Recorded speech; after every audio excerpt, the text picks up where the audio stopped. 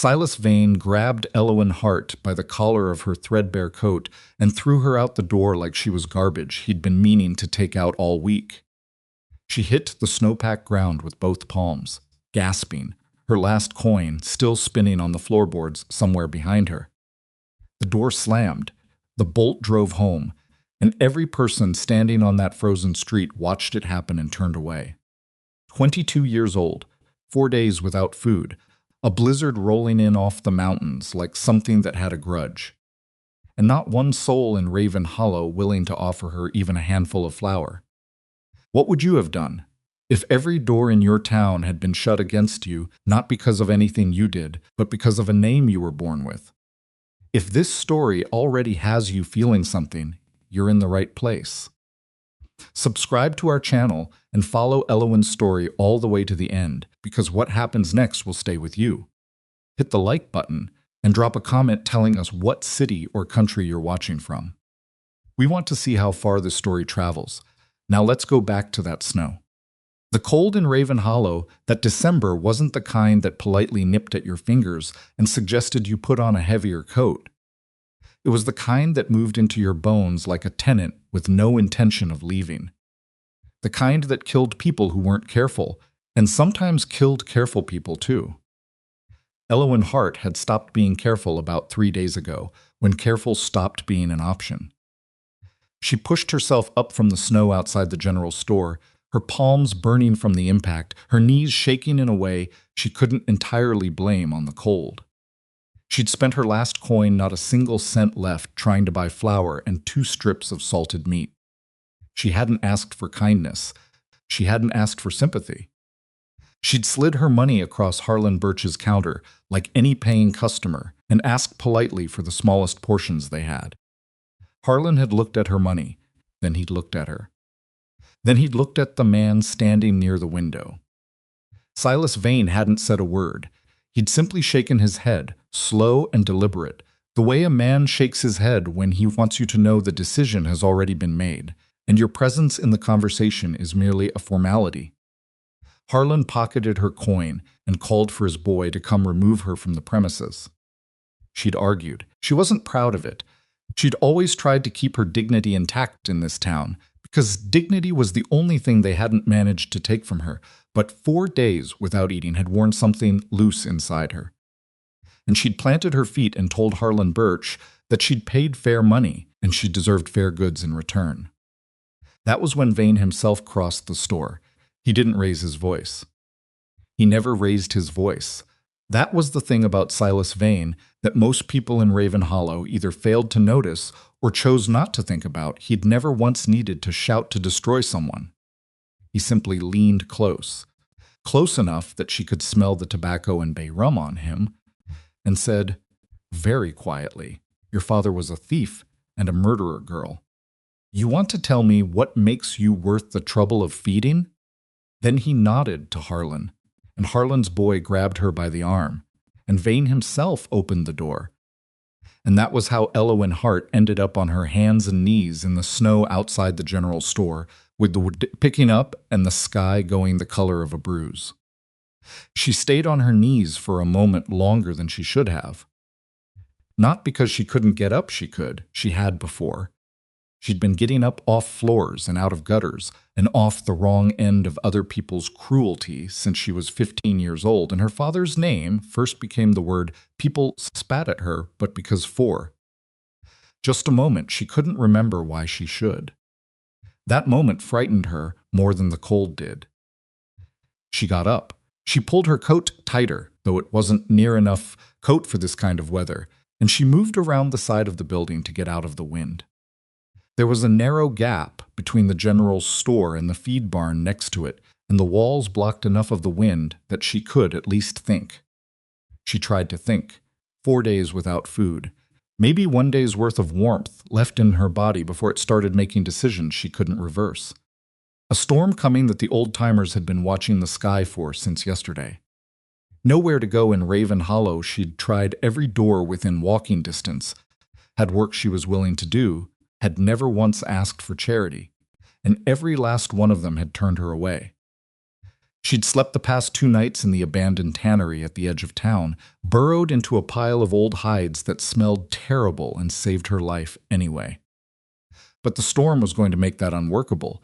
The tannery's roof had gaps. She'd seen the sky through them. Tonight, those gaps would mean the difference between uncomfortable and dead.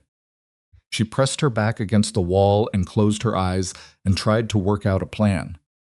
There had to be a plan. There was always a plan. Her mother had told her that, before she died, Elowen, there's always a next step, and the only thing you have to do is find it. But her mother had been gone for 7 years, and the next step wasn't presenting itself with any kind of clarity, and her feet had stopped hurting 20 minutes ago, which she was fairly sure was a bad sign. She didn't hear the boots in the snow until they were close. Small boots. Uneven footsteps, 2 sets of them, one slightly heavier than the other, both moving with the confident carelessness of someone who had never yet learned that the world could hurt them. She opened her eyes. 2 boys, identical in the way that made you look twice and then look again. 5 years old, maybe hard to say because they were both built solid and serious-faced in the way of children who spent more time outdoors than in. Both of them wrapped in heavy wool coats that had been made for someone larger and hemmed up with stitches that were functional rather than pretty. Both staring at her with the direct, uncomplicated attention of people who hadn't yet learned to look away from things that made them uncomfortable. The one on the left spoke first. "You're bleeding." She lifted her hand. Her right palm had a cut across it from the fall she hadn't noticed, or maybe she'd noticed, and filed it away behind the other problems. Thin line of red against skin that had gone mostly white from cold. "A little," she said. "Does it hurt?" the second one asked.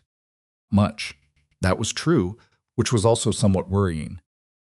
They looked at each other the way twins sometimes do, a brief, sideways consultation that required no words, and then the first one crouched down and picked up the edge of her coat and looked at it the way you'd look at something that had failed at its basic purpose. "This isn't a very good coat," he said. "I'm aware," she said. "Tobin has a better one," the first boy said. "He left it at the store."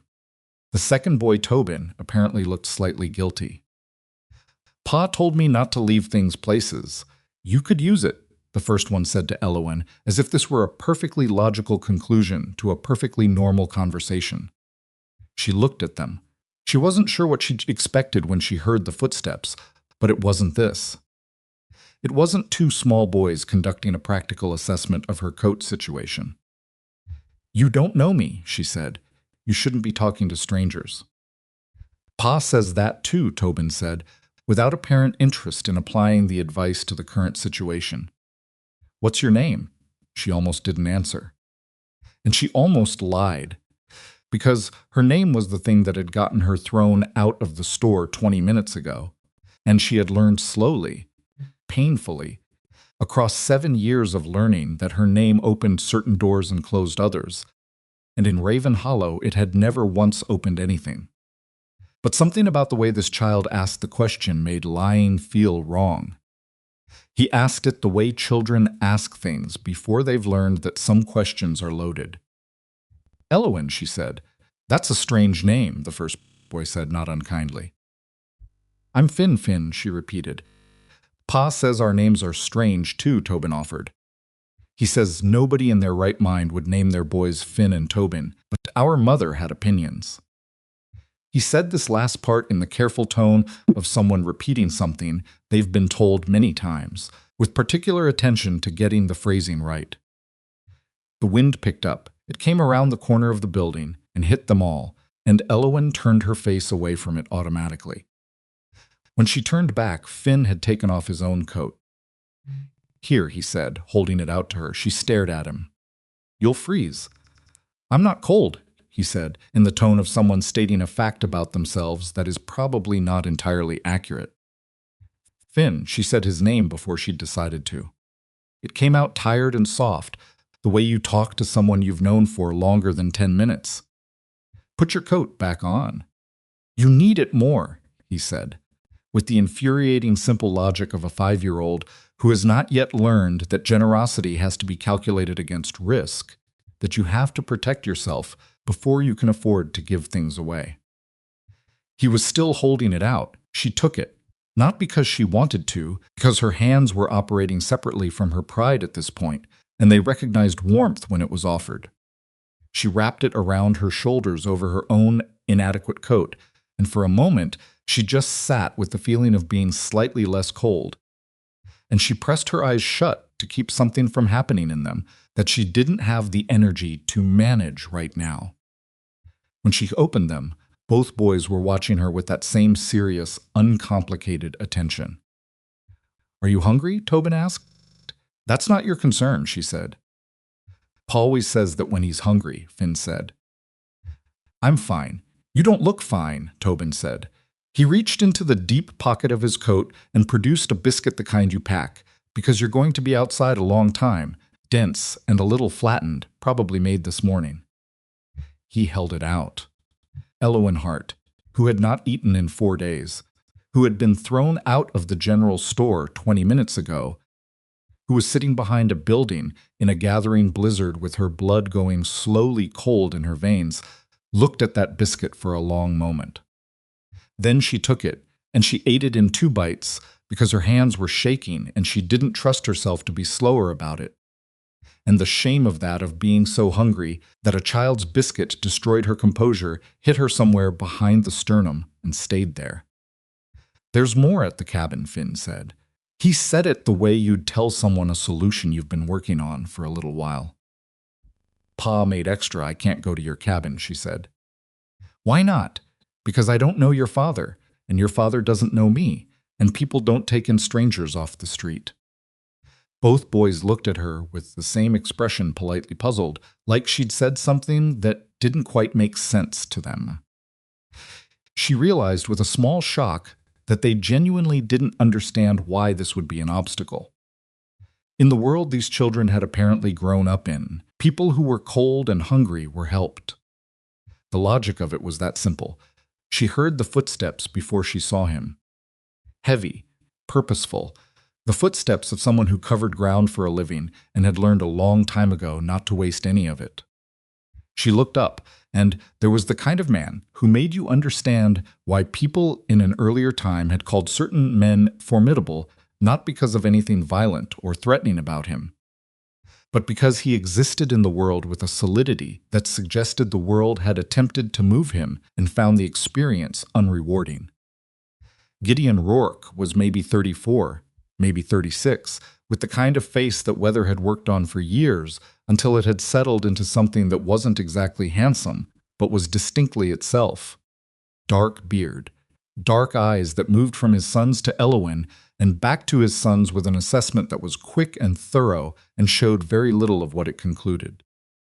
He was carrying a supply crate under one arm, and he stopped when he rounded the corner and registered the scene in front of him. Finn, coatless and apparently unconcerned about it. Elowen, sitting in the snow with Finn's coat around her shoulders, looking like something that had been discarded.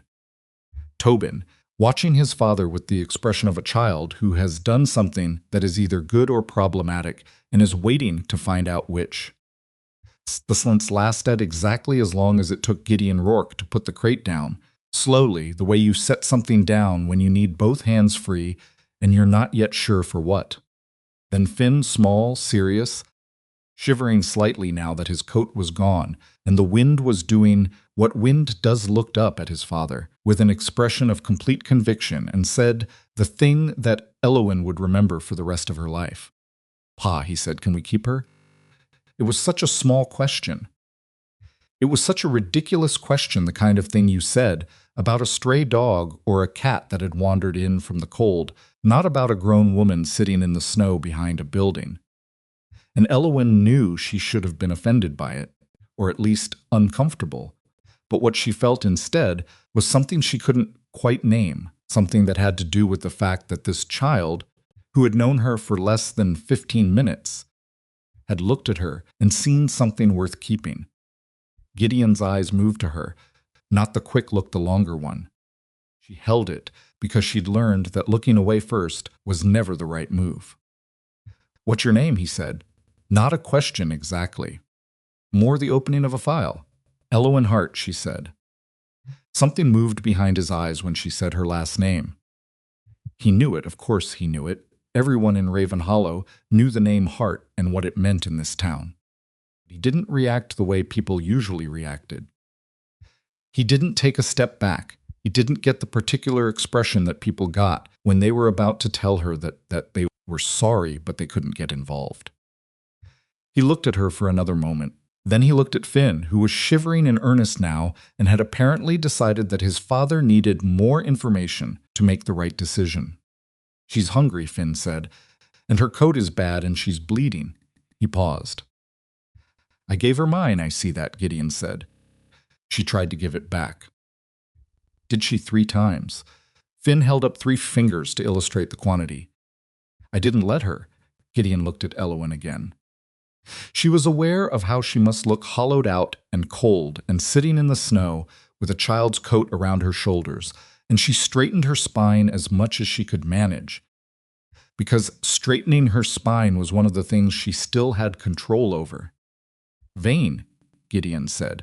It was one word, and it wasn't a question, and it told her that he'd seen what happened or enough of it to understand the outline. Yes, she said. He picked up his crate. He stood there for a moment with it under his arm, looking at the street beyond the alley, and she could see him working through something not her problem, specifically, but something larger. Town, the storm, the man who ran both of them. Then he set the crate down again, reached into his coat, pulled out his coin purse, and walked into the general store through the back entrance. She heard his voice from inside, not the words, just the register of it, flat and unhurried. She heard Harlan Birch's voice, higher and faster. She heard Silas Vane say something in that quiet, deliberate way he had. She heard Gideon Rourke say something back that she couldn't make out, and then the conversation stopped. Came out carrying a wool coat women's, thick, with proper lining and a package wrapped in brown paper, and he crouched down in front of her with the coat held open, and he waited. Put it on. Can you walk? He asked. Yes, she said. There's a horse around front. You'll ride up. He straightened, picked up his crate. The boys can keep up. I can keep up too, she said, getting to her feet. The world tilted slightly, and she put a hand against the wall, and it stopped. Maybe, Gideon said, watching her, but you'll ride anyway. Finn appeared at her elbow, having retrieved his own coat from somewhere in the interim and tucked his mittened hand into hers with the calm familiarity of someone who had decided they were already friends. She looked down at him. He looked up at her. Pa doesn't usually keep people, Tobin said helpfully from her other side. But he keeps good things. She didn't know what to say to that. She wasn't sure she was a good thing. She wasn't sure she was anything at the moment except cold and tired and standing upright by the specific discipline of refusing to do otherwise. But the mountain ahead of them was the only direction that wasn't Raven Hollow. So she walked toward it, and behind them in the window of the general store, Silas Vane watched them go. Expression was still and flat, the way water is flat just before something under the surface decides to move. He was already thinking about what came next. That was the thing nobody in Raven Hollow ever fully understood about Silas Vane. He was always already thinking about what came next. And his next thought, watching Gideon Rourke walk the Hart girl toward Blackthorn Peak, was not concern or surprise. It was calculation. He'd thought she was finished. He was going to have to reconsider that. He turned from the window, put his hands behind his back, and walked to the back of the store where his private office waited. He had a letter to write.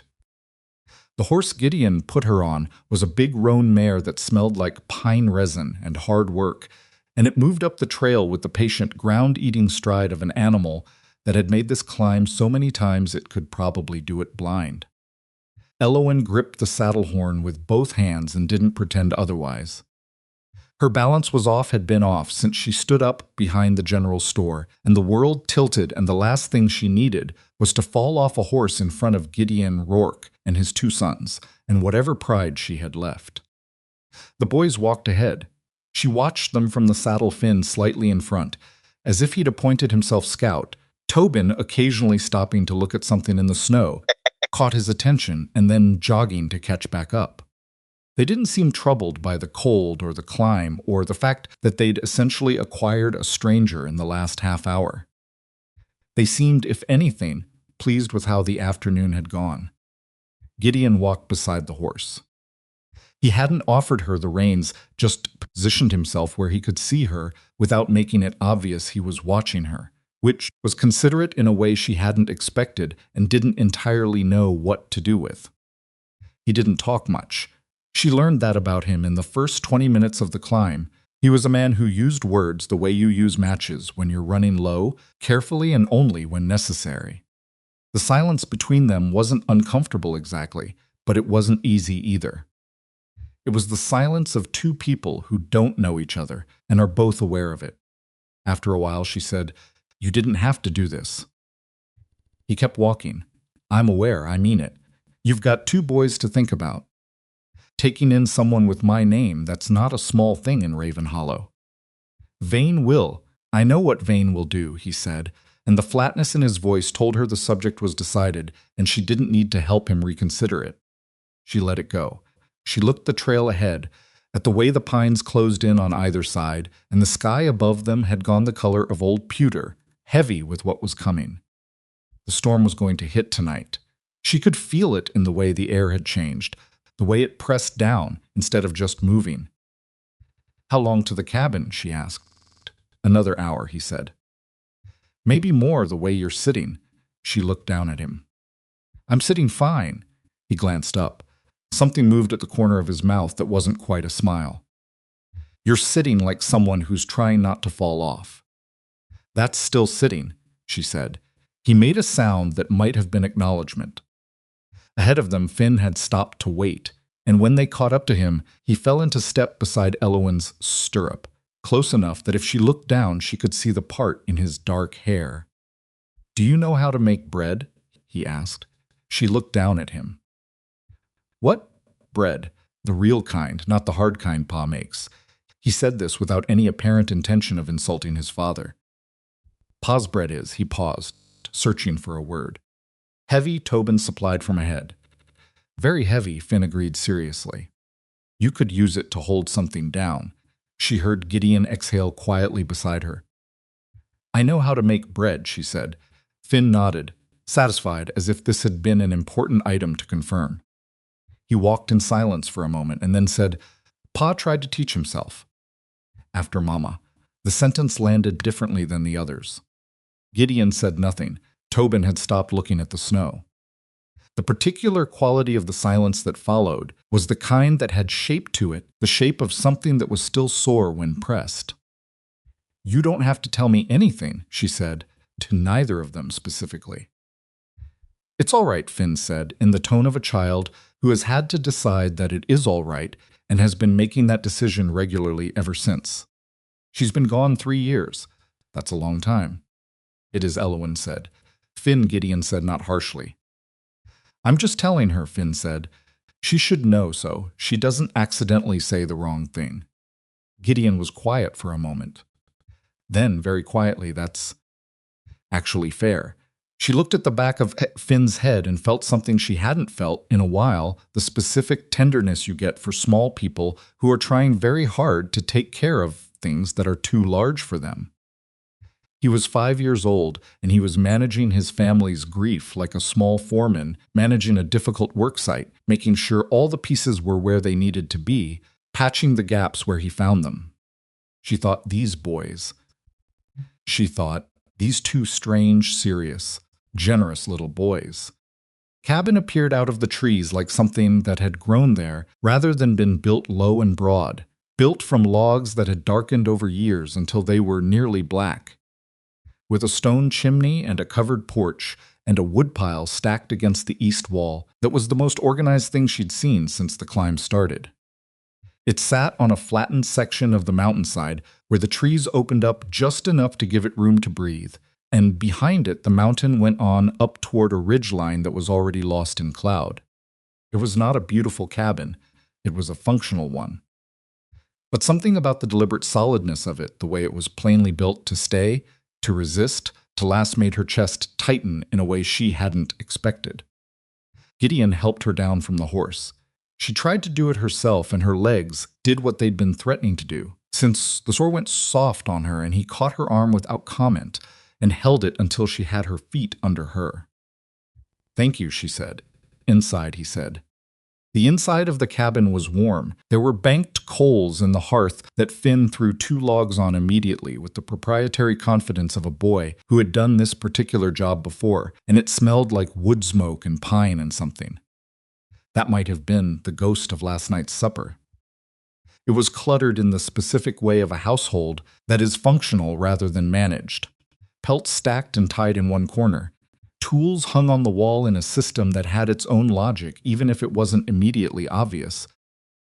2 beds visible through a doorway that was hung with a canvas curtain. A table with 4 chairs, though one of them had its back to the wall, at an angle that suggested it wasn't used as often as the others. 4 chairs, 3 people currently using 3 of them. She looked at the 4th and looked away. "Sit," Gideon said, moving to the fire. "I'll put water on." "I can do that," she said. He turned and looked at her. She was standing in the middle of the cabin, with Finn's coat still around her shoulders over the new one, probably looking like someone who'd had a difficult season, and he looked at her for a moment with an expression she couldn't entirely read. "You can barely stand up," he said. "I can stand up fine." "You could barely stand up outside. You've been gripping that saddle horn since we left town." "I was being cautious." He held her gaze for a moment longer, and then he turned back to the fire, which she decided to count as winning that particular exchange. She sat down. The warmth hit her like a physical thing.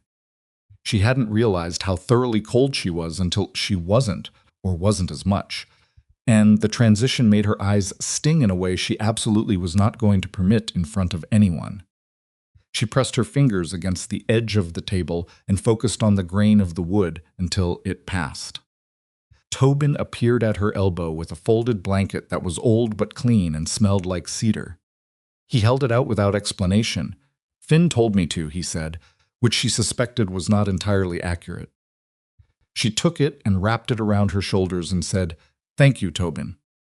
He nodded with the dignity of a child who has completed a mission successfully and went to sit on the floor by the fire, where Finn had already positioned himself and begun telling the fire something in a low, serious voice, as if it needed to be informed about the events of the afternoon. Gideon put water on. He moved around the cabin with an economy of motion that spoke of years of doing everything himself, no hesitation. No wasted steps. Everything had a place, and he knew where it was. He produced a pot and dried beans and a hank of salt pork and set them on the table with a kind of quiet efficiency that was its own form of conversation. "Can you peel potatoes?" he asked. "I can peel potatoes," she said. He set 3 in front of her with a knife, and she peeled them. And that was how their first hour in the cabin went, her peeling potatoes at the table, and him managing the rest of the meal, and the boys talking to the fire, about whatever boys talk to fires about, and it was so profoundly ordinary that she didn't know what to do with it. She kept waiting for the condition, the thing he'd want in return that she hadn't agreed to yet. The men she'd encountered in her life who offered help without visible strings were rare enough that she'd learned to look for the strings even when she couldn't see them. It wasn't suspicion exactly, it was the careful realism of someone who'd been surprised badly before and would rather not be surprised the same way again. But Gideon Rourke set a bowl of stew in front of her that evening, thick, with the potatoes she'd peeled and the salt pork and beans. Nothing fancy, but hot and substantial, and he sat down across from her and waited until the boys were settled, and then he told her what he was offering. "You cook, you mend, you watch the boys while I'm on the line," he said. "In return, you have the cabin and whatever we have to eat. I'll set up the back corner with a curtain for you." He said it the way you'd outline the terms of a working arrangement, straightforward and without sentiment. "It's not charity, you'll earn it." She looked at him across the table. "And if I don't like the terms, then I'll take you back to towns when the storm passes, and we'll call it what it was, getting someone in out of the cold." He said it evenly, But she noticed that his eyes flickered briefly to the boys before coming back to her, and she understood. He wasn't entirely indifferent to her answer. "I can teach them," she said. "Reading and numbers if they don't have it." He was quiet for a moment. "They don't have it. Then add that to the term," she said. He nodded. "All right." Finn, who had been eating with concentration and apparently listening with his whole body, looked up. "Does this mean you're staying?" "For now," Elowen said carefully. "For now is good," Finn said, and went back to his stew with the air of a small person whose plan had come together satisfactorily. She stayed. The first week was the hardest, not because anything went wrong, but because she kept waiting for it to. Every morning she woke before the boys and got the fire going and started whatever bread she had the materials for. And every morning she worked through the particular anxiety of a person who has learned that good things are borrowed, not given, and has to consciously remind herself to be present in them before they end. The cabin had a rhythm. She learned it the way you learn a piece of music, not all at once, but bar by bar until the whole of it started to make sense. Gideon left before first light to check his trapline and returned by mid-afternoon most days, sometimes later. The boys were early risers, relentlessly so, and their first act every morning was to appear at whatever makeshift partition Gideon had rigged up for her corner and announce themselves. Elowen, Finn's voice the second morning, coming through the canvas curtain with no particular apology for the hour. "Are you awake?" "I am now," she said, a pause. "Were you asleep?" "I was." Another pause, more thoughtful. "Sorry." He didn't sound very sorry. "Tobin says, we have to let you sleep, but I wanted to know if we're having the bread with the crust on top today." She lay there in the dark for a moment, looking at the ceiling rough-hewn logs with the bark still on some of them, and then she got up. The bread with the crust on top was a specific thing she'd made the first morning, scoring the top of the loaf before it went into the Dutch oven, so it came out with a particular ridge of darker crust down the middle. Finn had eaten 3 slices and then looked at her with absolute seriousness and said, "This is the best thing in my life." Tobin had said, "That's a lot." And Finn had said, "I know." And Elowen had turned back to the fire so they wouldn't see what her face was doing. She made the bread with the crust on top. She made it most mornings after that. It was on the 8th day that she understood how thoroughly she had been wrong about her own situation. She'd been thinking of the cabin as a temporary solution somewhere to rebuild her strength and her resources while she worked out what came next, where she would go when she left. She'd been thinking of Blackthorn Peak as a place she was passing through rather than arriving at. And she might have kept thinking that if Tobin hadn't climbed into the chair across from her that afternoon while she was mending one of Gideon's shirts and said, without any particular preamble, "Do you like it here?" She looked at him. He was watching her with that direct, unselfconscious attention that both boys had the attention of children who haven't learned yet that looking at someone too closely is considered rude. "I don't know yet," she said, which was honest. "It's better with you here," he said. "It's louder." She looked down at the shirt. "Is that good?" "Finn thinks so, and Pa ate 2 bowls of supper last night." "He only eats 1 bowl, usually." Tobin said this with the careful significance of a small person reporting an important data point. "He doesn't eat much when he trailed off. "When he's what?" she asked. Tobin thought about how to say it. "Quiet on the inside," he said finally. She set down the shirt. "Is he usually quiet on the inside? Since Mama," Tobin said. "He talks fine. He just doesn't." He frowned. "It's like when you have a fire but the wood's wet. It makes heat, but it doesn't make light." She sat with that for a long moment, this 8-year-old's assessment of his father's grief, dressed up in the most precise metaphor she'd ever heard a child use. And she thought about the man who'd carried her coat and bought her food and set up a curtain for her corner without being asked, and said, "It's not charity?" "You'll earn it," because he understood that was the only way she'd be able to take it. "Tobin," she said, "you're a very particular person." He appeared to consider this. "Is that good?" "In my experience," she said, "particular people are the most worth knowing." He nodded slowly. filing this information away with the careful seriousness he brought to everything. Then he picked up the sock she'd been about to darn next and looked at it. This one has 2 holes, I know. How do you fix a sock? She showed him. He was a quick study, quicker than he let on. She suspected, operating on the principle that it was better to know less than you did so that people underestimated you. By the end of the afternoon, he had darned a sock with stitches that were uneven but functional, and he held it up and looked at it with quiet satisfaction and said, "I made something." "You did," she said. "Can we do this tomorrow?" "We can do this tomorrow," she said. And that was the day she stopped thinking of Blackthorn Peak as somewhere she was passing through. Gideon came home that evening to find Tobin asleep on the rug in front of the fire with a half-darned sock in his hand and Finn asleep beside him, and Elowen at the table with the lamp lit, finishing the last of the mending. He stood in the doorway for a moment before he came in, and she knew he was there before he spoke because she'd already learned the weight of his footsteps. "They're on the floor again," he said quietly. "They were on the chairs, and then they weren't," she said. "I didn't want to move them." He looked at his sons for a long moment with an expression she'd come to recognize, the expression of a man who was trying not to feel something and losing. "The shirt," she said, pushing it toward him. "I fixed the collar." He picked it up and looked at it.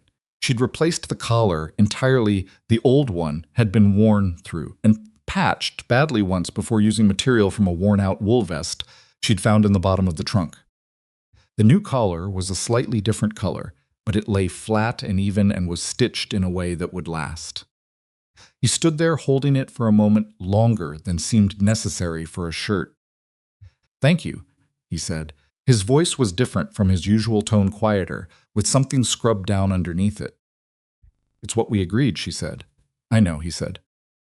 Still, he went to check on his sons, pulling the blanket from the back of the chair and laying it over them without waking them, and she watched him do it, the careful, practiced tenderness of a man who has been doing this alone for 3 years and has gotten very good at making sure the tenderness doesn't spill into places where it might be inconvenient, and she understood Tobin's metaphor.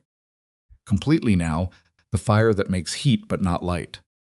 She turned back to her work and said nothing about any of it. The second week went easier. Routines established themselves the way water finds a level, not because anyone planned them, but because they were useful, and so they stayed. Mornings were hers and the boys'. They worked through letters and numbers at the table, with whatever she could use for writing materials, which was mostly a piece of old chalk on a flat board that Gideon had sanded smooth for her without being asked. Afternoon she had the cabin tasks: cooking, mending, maintaining, and the boys helped or didn't help, depending on their interest, and she let them because children learn faster when they think they're assisting rather than being taught. She noticed things she hadn't expected to notice. The way Finn hummed when he was concentrating, just under his breath, a tuneless little sound like something he didn't know he was doing. The way Tobin's face went through about 15 expressions while he was working out a problem, each one visible and distinct, though he seemed to believe he was being perfectly inscrutable. The way they both had their father's eyes, dark, level, not giving things away easily, but their expressions were open in a way his wasn't, like windows that had been left unlocked. She noticed Gideon, too, in the way you notice the weather, not because you're looking for it, but because it's there, and it matters. He was not an easy man to know. He was not the kind of man who met you halfway in a conversation or made knowing him convenient. But she found that she was learning him anyway, the way you learn a landscape by moving through it until the landmarks become familiar. She knew the specific silence that meant he'd had a hard day on the line. She knew he drank his coffee black and too hot and wouldn't touch it if it had been sitting. She knew that when the boys were difficult, he went very still instead of raising his voice, which was somehow more effective, and also somehow more unnerving. She knew he checked the window before he went to sleep, every night, looking out at the mountain with an expression that was not quite worry, and not quite vigilance, but something in between the two. One night she asked him what he was looking for. He turned from the window. The boys were asleep. The fire was low.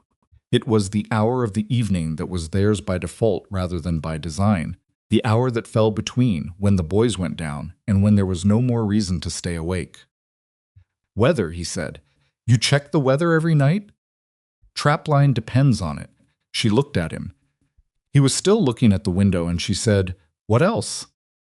He was quiet for a moment. Not the kind of quiet that meant he wasn't going to answer, the kind that meant he was deciding how. 3 years ago, he said, the storm came in fast. Faster than I'd read the sky for. Clara was. He stopped. Started again. She'd gone down to the lower ridge to set feet out for a deer she'd been watching. It wasn't far, but the storm came in fast. Elowen didn't say anything. She was a quarter-mile from the cabin, he said. Quarter-mile? He said it the way you say something that has never entirely made sense to you, that you've been turning over for years and still can't get to come out even. I should have gone with her. You couldn't have known, she said. I know that, he said, and the flatness in his voice told her that knowing it and being helped by it were two entirely different things. Doesn't change the checking. She understood then that the nightly check at the window was not weather assessment. It was the specific maintenance routine of a man who had decided that if he was vigilant enough, if he looked hard enough at the sky every single night, he could prevent the past from happening again. It was the kind of logic that didn't survive scrutiny but didn't need to, because it wasn't really about logic. She thought about telling him that. She decided against it. What she said instead was, the sky looks quiet tonight. He looked at it again. It does, he said. They sat in the low fire quiet for a little while longer, and then she went to her corner and he went to his, and nothing else was said. But the next morning he had replaced the latch on her curtain with a proper hook it had been sticking. She'd been jiggling it every night to get it to catch, and he'd done it between the window checking and going to bed, quietly enough that she hadn't heard. She stood there looking at the new hook for a moment. She thought about the shirt collar, the potato knife he'd sharpened without comment, the extra log he put on the fire when she was at the table late. She thought, this man does not know how to say things. But he says them anyway, just in a different language. 3 weeks into her time on Blackthorn Peak, 2 things happened in the same day that shifted the shape of everything. The first was Finn getting hurt. He'd been on the porch roof. She still wasn't entirely sure why his explanation involved a bird and a bet he'd made with Tobin about whether he could see the lower trail from up there. And the details got complicated quickly, but the result was a 6-foot fall onto the frozen ground that she heard from inside the cabin as a thud followed immediately by silence, which is always the wrong order. She was outside before she'd finished standing up. Finn was on the ground on his back with his eyes open, looking at the sky and not making any sound, which was frightening. And then he made a sound high, gasping intake of breath, and she put her hand on his chest and said, Don't move, with a firmness that surprised her. I'm okay, he said immediately. Don't move, she said again. I landed on my Finn. She put her hands on either side of his face, very carefully. Look at me. He looked at her. His eyes were tracking properly. Color in his face, or coming back to it. Does anything feel wrong? She said. Not hurt, wrong. Different. He thought about it seriously, the way he took everything seriously. My arm, he said. My left arm feels bad. She checked his arm carefully. Not broken, she'd seen broken, and this wasn't it, but he'd landed on it hard, and it was going to be bruised something spectacular by tomorrow. She ran her hands along his ribs, his neck, his legs. Everything moved the way it should. He winced at the ribs, but they moved. She sat back on her heels and looked at him. You fell off the roof, she said. I know, he said, with the tone of someone who has received this information and understands it to be accurate. Why were you on the roof? He looked at Tobin, who was standing a few feet back with an expression of profound interest in the ground near his boots. The bird, Finn said. What kind of bird? A big one. She looked at him for a long moment. He looked back at her with his father's eyes, and his own particular combination of guilt and residual pride in having gotten onto the roof in the first place. And she felt something that she recognized belatedly as relief, not just the relief of seeing that he was all right, but something more specific than that. Something that had to do with the fact that her first move had been to run, that she hadn't thought about it, that the instinct had simply been there. She helped him up. He was stiff, and he was going to be very sorry about it tomorrow, but he was upright and walking, and his arm was already going purple along the forearm in a way that was impressive even for a 6-foot fall. She got him inside. She got ice from the cold box, the small wooden box. Gideon kept packed with snow from the north side of the cabin, and she wrapped it in cloth and put it on his arm and told him to keep it there.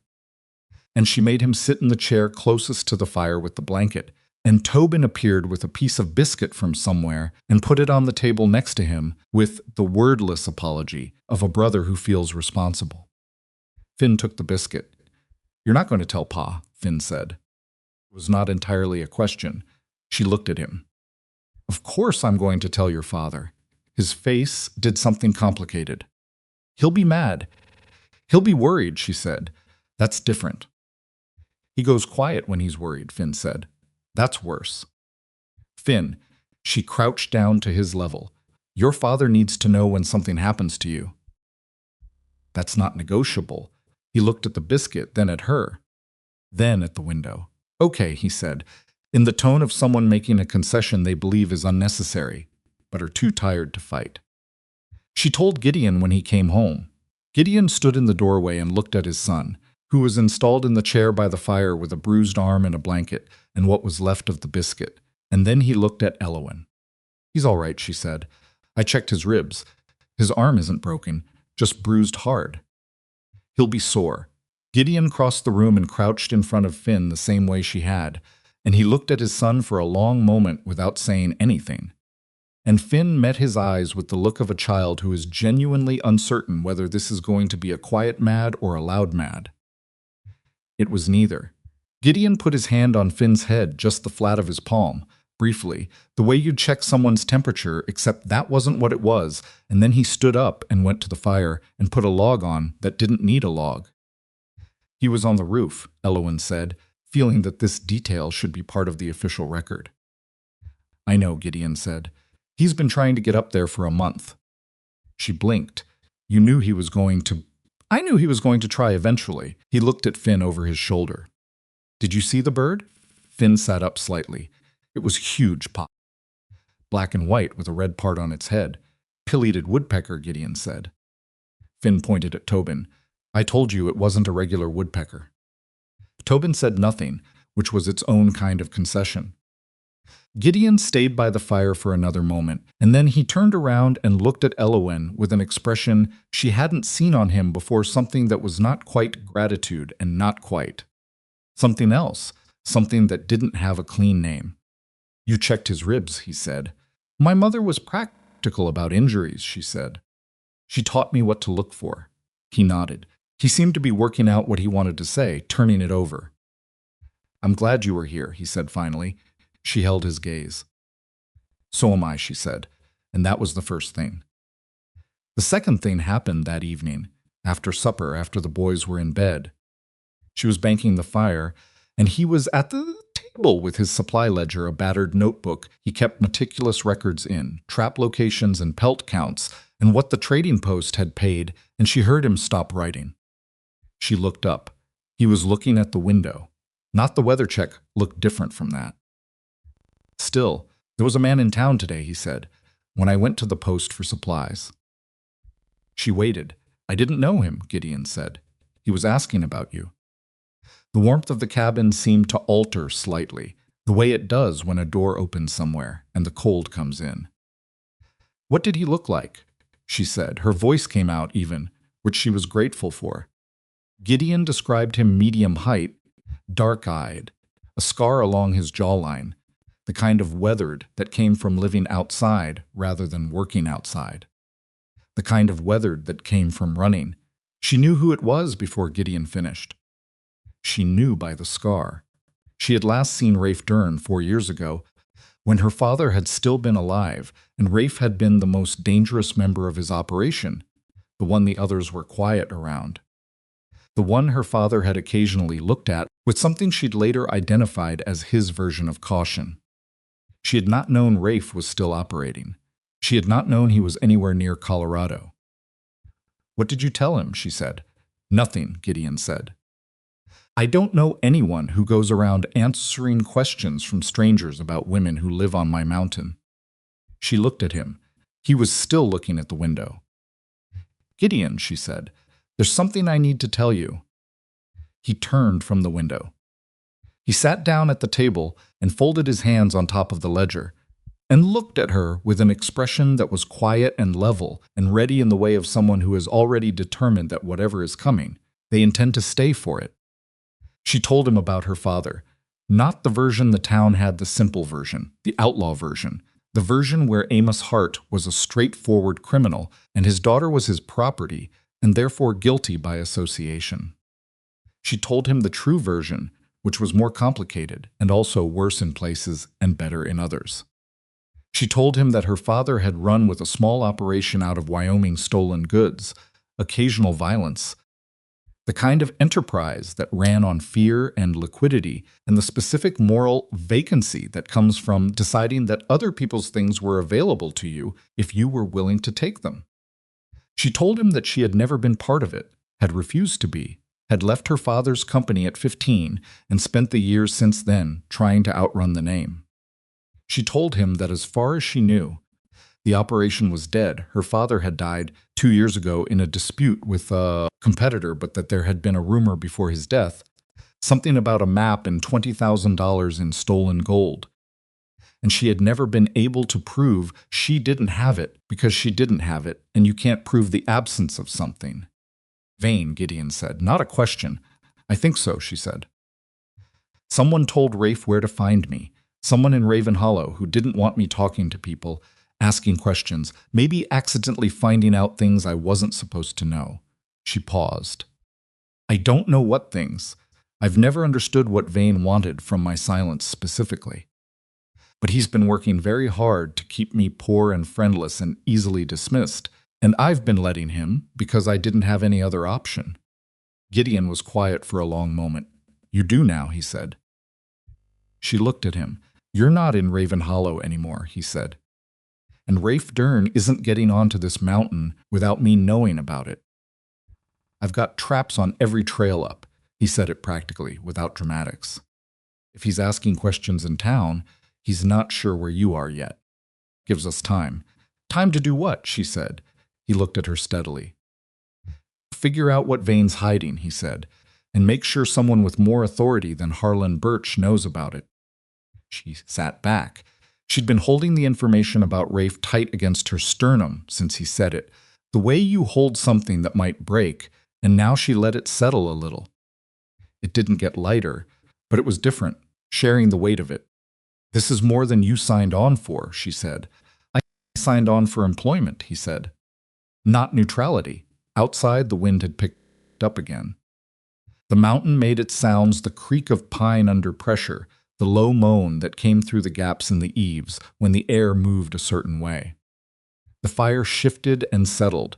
Finn was talking in his sleep in the other room. Something about a bird. She looked at the window, at the dark beyond it, at the mountain that had felt like freedom and now felt like something she was going to have to defend. "I'll teach the boys their letters tomorrow," she said. "All right," Gideon said. "And I need paper. Real paper, not the board. If I'm going to figure out what Vane's hiding, I need to write things down." He went to the bottom drawer of the chest against the wall and produced a small ledger book, unused, the pages clean. He set it on the table in front of her. She picked it up. She looked at him. "I'm going to need to go back to town eventually," she said. "To find what I'm looking for." "I know," he said. "That's dangerous." "I know that too." She turned the ledger over in her hands. "You're very calm about this." He looked at her for a moment. "I'm not calm," he said. "I just don't see the use of being the other thing." He paused. "Go to sleep, Elowen. The mountain'll still be there in the morning." She went to her corner. She lay in the dark with the clean ledger on the shelf he'd built for her, and she listened to the cabin settle around her the fire. The wind, Finn's quiet sleep-talking, the particular sound Gideon made when he banked the coals, the way he checked the window one last time before he turned in. She thought about a man with a scar asking questions in Raven Hollow. She thought about Silas Vane in his back office, writing letters. She thought about two little boys who had given her a biscuit and a coat, and a man who said, "I'm not calm," instead of "don't worry." And she thought that this was maybe the most honest thing anyone had said to her in years. She thought, "They are going to come for me," she thought, "but this time I am not standing in the snow alone." The ledger she'd been given sat on her shelf for 3 days before she wrote anything in it. Not because she didn't know what to write. She knew exactly what to write every interaction with Vane she could remember, every instance of a door closing or a job evaporating or a merchant suddenly unable to meet her eyes. Every piece of the pattern she'd been living inside for 2 years without understanding its shape. She had all of it in her head. She'd had it in her head for a long time. The problem was that writing it down made it real in a different way, made it a document rather than a suspicion, and documents could be found. On the 4th morning, she got up before the fire and she wrote it all down anyway.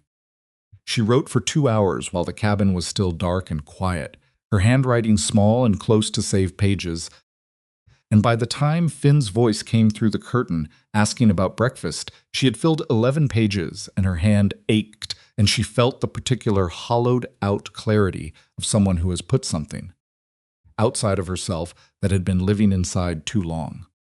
She hid the ledger in the flour bin. Not ideal Gideon would find it eventually, but it was the one place in the cabin she was confident a 5-year-old would not go looking. Gideon left for the trap line that morning, with the sky still purple at the edges, the way it got in deep winter when the sun took its time about arriving. She stood on the porch and watched him go, his silhouette moving into the trees, the dogs trotting at his heels, and she thought about what he'd said 4 nights ago. "I'm not calm, I just don't see the use of being the other thing." She thought about Rafe Dern asking questions in Raven Hollow, with his scar and his patient, methodical way of finding things. She went back inside and made breakfast. The morning went the way mornings had started, going, letters and numbers at the table, Finn attacking the work with an intensity that occasionally alarmed her, Tobin working more carefully and complaining less. Finn had figured out his own name in the first week and had been applying the logic of it outward ever since, decoding words with the focused determination of someone cracking a code that he was personally offended hadn't been cracked already. Tobin read more slowly and remembered more of what he read. They were different learners in the specific way that twins are sometimes entirely different people who happen to share a face. Elowen, Finn said that morning, having written her name on the board. He looked at it with satisfaction. That's me," she said. "It has a W in it, but you don't say the W. English is inconsistent," she said. He looked at her. Why? Several reasons, none of them good. He accepted this. He wrote her name again, larger this time, with the particular deliberateness of someone staking a claim. "I'm going to write everyone's name," he said. "Pa. Me, Tobin, you. That's a fine project," she said. Tobin looked up from his numbers. "What about Mama?" Question landed in the room and stayed there. Finn's chalk stopped moving. Elowen kept her expression still. "If you want to write your mother's name," she said carefully, "I'll help you spell it." "Clara," Tobin said. "That's right," she said. He nodded once and went back to his numbers. Finn looked at the board for another moment, and then, very deliberately, wrote Clara under her own name in letters that were smaller than his usual size, like he was being careful with it. She looked at the board. Elowen above, Clara below, connected by the proximity of chalk on slate, and she thought that this was the most complicated thing she'd seen in weeks, and it was written by a 5-year-old. She didn't wipe the board clean at the end of lessons. She moved the chalk holder to the side of it and left the names where they were. It was 11 days after Gideon's warning about Rafe Dern that she made the decision to go back to Raven Hollow. She didn't tell Gideon she was planning it. She told herself this was because she hadn't finished working out the details, which was partially true. The fuller truth was that she knew he would want to come with her, and she needed to do this particular thing alone, because what she was going to do required a kind of invisibility that a man Gideon's size could not provide. She had thought very carefully about what Vane might be hiding. She'd gone back through everything she knew about her father's operation, the territories, the contacts, the type of goods they moved, and she'd mapped it against what she knew about Ravenhollow's economy. Her father had moved stolen goods through mountain settlements, using local merchants as unwitting or witting intermediaries. The operation had required someone with local standing, someone who controlled commerce, someone who could move money through legitimate channels without attracting attention. Someone, in other words, exactly like Silas Vane, but knowing that and proving it were different things. She needed paper, real paper, the kind Vane would have in his private office, the records he'd be too careful to destroy because careful men never destroyed records that might one day protect them. They hid them instead. And Vane's private office was in the back of a building she'd been thrown out of 3 weeks ago. She went on a Tuesday, when Gideon was at the far end of his line and wouldn't be back before mid-afternoon. She left the boys with strict instructions and a pot of soup on the low heat and the request that Finn not go on the roof for any reason whatsoever. "What if there's a bird?" Finn said. "There will always be another bird," she said. "Stay off the roof." She took the horse and she went down the mountain. Ravenhollow in mid-January was the same town it had always been, the same packed snow streets, the same smoke from the same chimneys, the same faces that looked at her and looked away with the practiced ease of people who had been doing it for years. But it felt different to her now in the way that familiar places feel different once you've been somewhere else. The town was smaller than she remembered. The buildings were closer together. The weight of it, the particular compressed social weight of a place where one man's opinion filtered down through every relationship, was visible to her now, in a way it hadn't been when she was living inside it. She went to the trading post first, not the general store. Old Pete Marsh ran the trading post, and he'd never particularly liked Vane. They had a history involving a land dispute that Pete had lost, and when she came in, he looked at her with surprise but not hostility. "You're still alive," he said, by way of greeting. "Appears so," she said. "Heard Rourke took you up the mountain." He said it without judgment. Pete was the kind of old man who'd used up his judgment on things that mattered and didn't have any left for things that didn't. Figured you'd either last the winter or you wouldn't. "I'm lasting so far," she said. "Pete, I need to ask you something." He set down the harness he'd been oiling. "Ask it." "Vane. Before he came here, before he was the Vane everyone knows, what was he?" Pete looked at her for a long moment. He had the kind of face that had absorbed a lot of weather and a lot of years, and had reached a point of general equanimity about both. "Why?" he said. "Because I think he was something he doesn't want people to know about," she said. "And I think he's been making my life difficult to make sure I don't find out what it was." Pete picked up the harness again. He turned it over in his hands and worked the oil into a stiff joint and didn't say anything for long enough that she thought he wasn't going to. Then he said, "He came here from Wyoming 12 years ago. Had money when he got here, more money than a man gets from honest work. Built the store, bought up the properties, became the person you go through when you want things done." He paused. "Wyoming," he said again, as if the word itself were meaningful. "Wyoming. Her father's territory. Did he know anyone when he got here?" she said. "Anyone specific?" "Knew a surveyor named Colm Pruitt," Pete said. "Dead now. Fell off a trail about a year after Vane arrived." "Convenient fall." He said convenient in the dry, tired voice of someone who had done the math a long time ago and put it away because there was nothing to be done about it. "I don't know what you're looking for, girl, but if I were looking for it, I'd look in the deed records at the land office.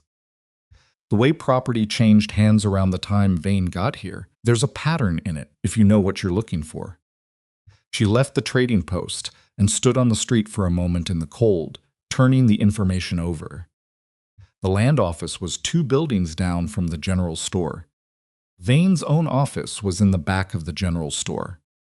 She needed the land office, but to get to it she had to walk past Vane's building, and if he was in and happened to look out the window, The conversation they'd be having after that would be on his terms rather than hers.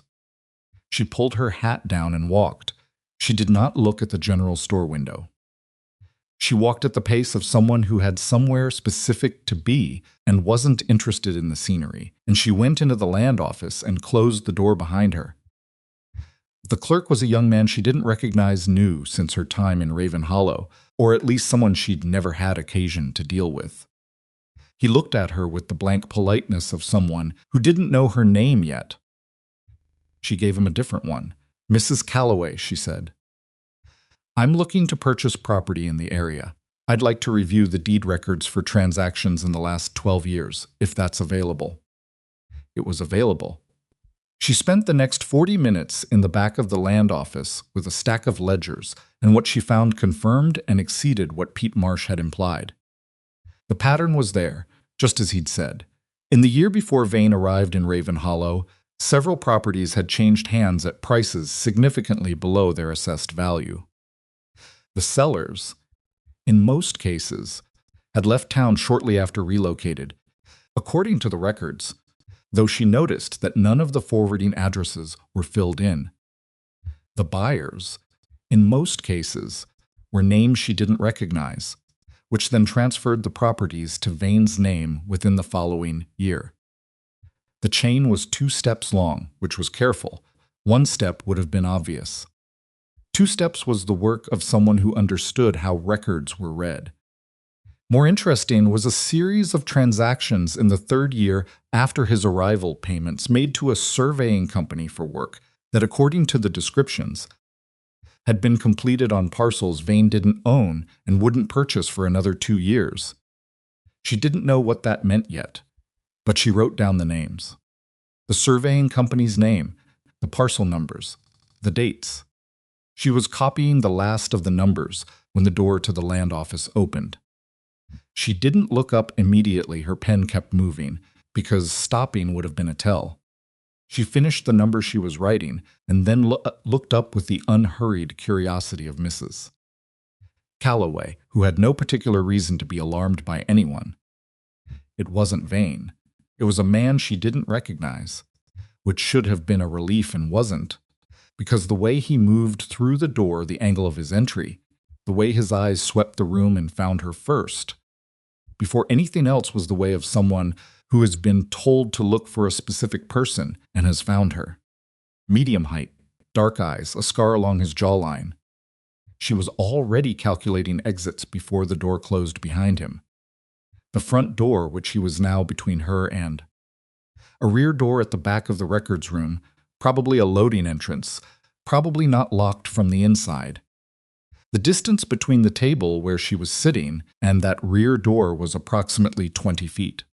The distance between her and Rafe Dern was less than that. He looked at her the way you look at something you've been hunting for a while, not triumph exactly, more the particular flatness of recognition. "Elowen Hart," he said. He said it quietly enough that the clerk, who had disappeared into a back room, wouldn't hear it. "I wondered if you'd come down eventually. You have me confused with someone," she said. "No, I don't." He smiled with the half of his face that the scar didn't affect. "You've got your daddy's eyes. I'd know them anywhere." She stood up. She kept the table between them, and she kept voice level, and she said, "I don't know what you want, but this isn't the place to talk about it." "You're right about that," he said. He moved along the wall. Away from the front door, which was a deliberate maneuver. He wasn't trying to block her exit. He was demonstrating that he didn't need to. "I'm not going to do anything in the land office, Elowen. That's not what this is. I just wanted you to know I found you." He paused. "And I wanted you to think about something between now and the next time we talk." "I'm not going to talk to you again," she said. "Your daddy told people something before he died," Rafe said, ignoring her entirely. "Told them you knew where the map was. Said you were the one he trusted with it." He tilted his head slightly. "Did he? Trust you with it?" "My father trusted no one," she said. "Including me. Then maybe you just have it and don't know it," he said. "Maybe he hid it somewhere you'd have to look." He moved toward the door. "Think about it. Ask yourself if there's anything he gave you, anything he left you, anything that seemed like nothing at the time. He had his hand on the door now. You come up with something, you let me know. I'm staying at the kettle boarding house. I'm a patient man. He left. She stood at the records table with her notes in her hand and her heart doing something irregular and unpleasant in her chest, and she breathed through it. Once, twice. She was not going to let the fact of Rafe Dern in Raven Hollow board house, and comfortable, and apparently in no hurry, dissolve the composure she'd spent 3 weeks rebuilding. She thought about what he'd said. Something he gave you, anything he left you. Her father had given her nothing. He had been an infrequent presence in her life from the time she was 12, and when he was present, he brought chaos and danger and the particular damage of a man who loved his children in the abstract and failed them specifically every time. When he died, she had received word through a third party and a box of his personal effects that she'd thrown into a river without opening because she knew that anything her father owned had blood on it somewhere. She had thrown it into a river. She had not opened it first. She stood at the table for another moment, and then she put her notes inside her coat, and she went out the back door of the land office and around the back of the building, and she did not go back past the general store window. She retrieved the horse from behind the feed barn where she'd left it, and she rode back up the mountain. Gideon was already home when she got there. She knew before she reached the porch because the boys were louder than usual, which generally meant they were performing for an audience.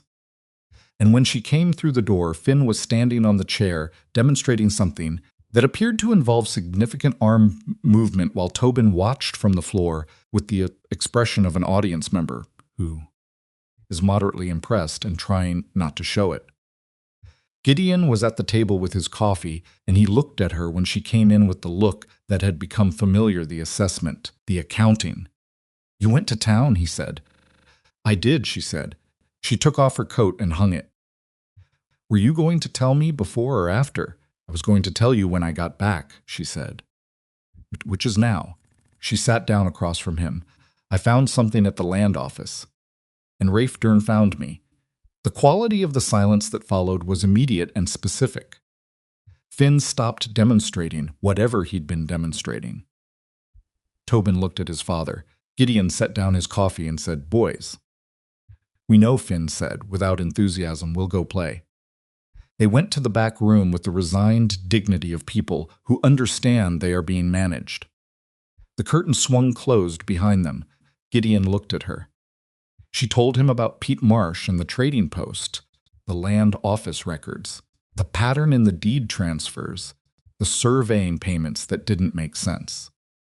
She laid it out clearly and in order because that was how her mind was working right now, ordered, specific, one thing after another, and she put her notes on the table while she talked so he could see what she'd written. He looked at the notes.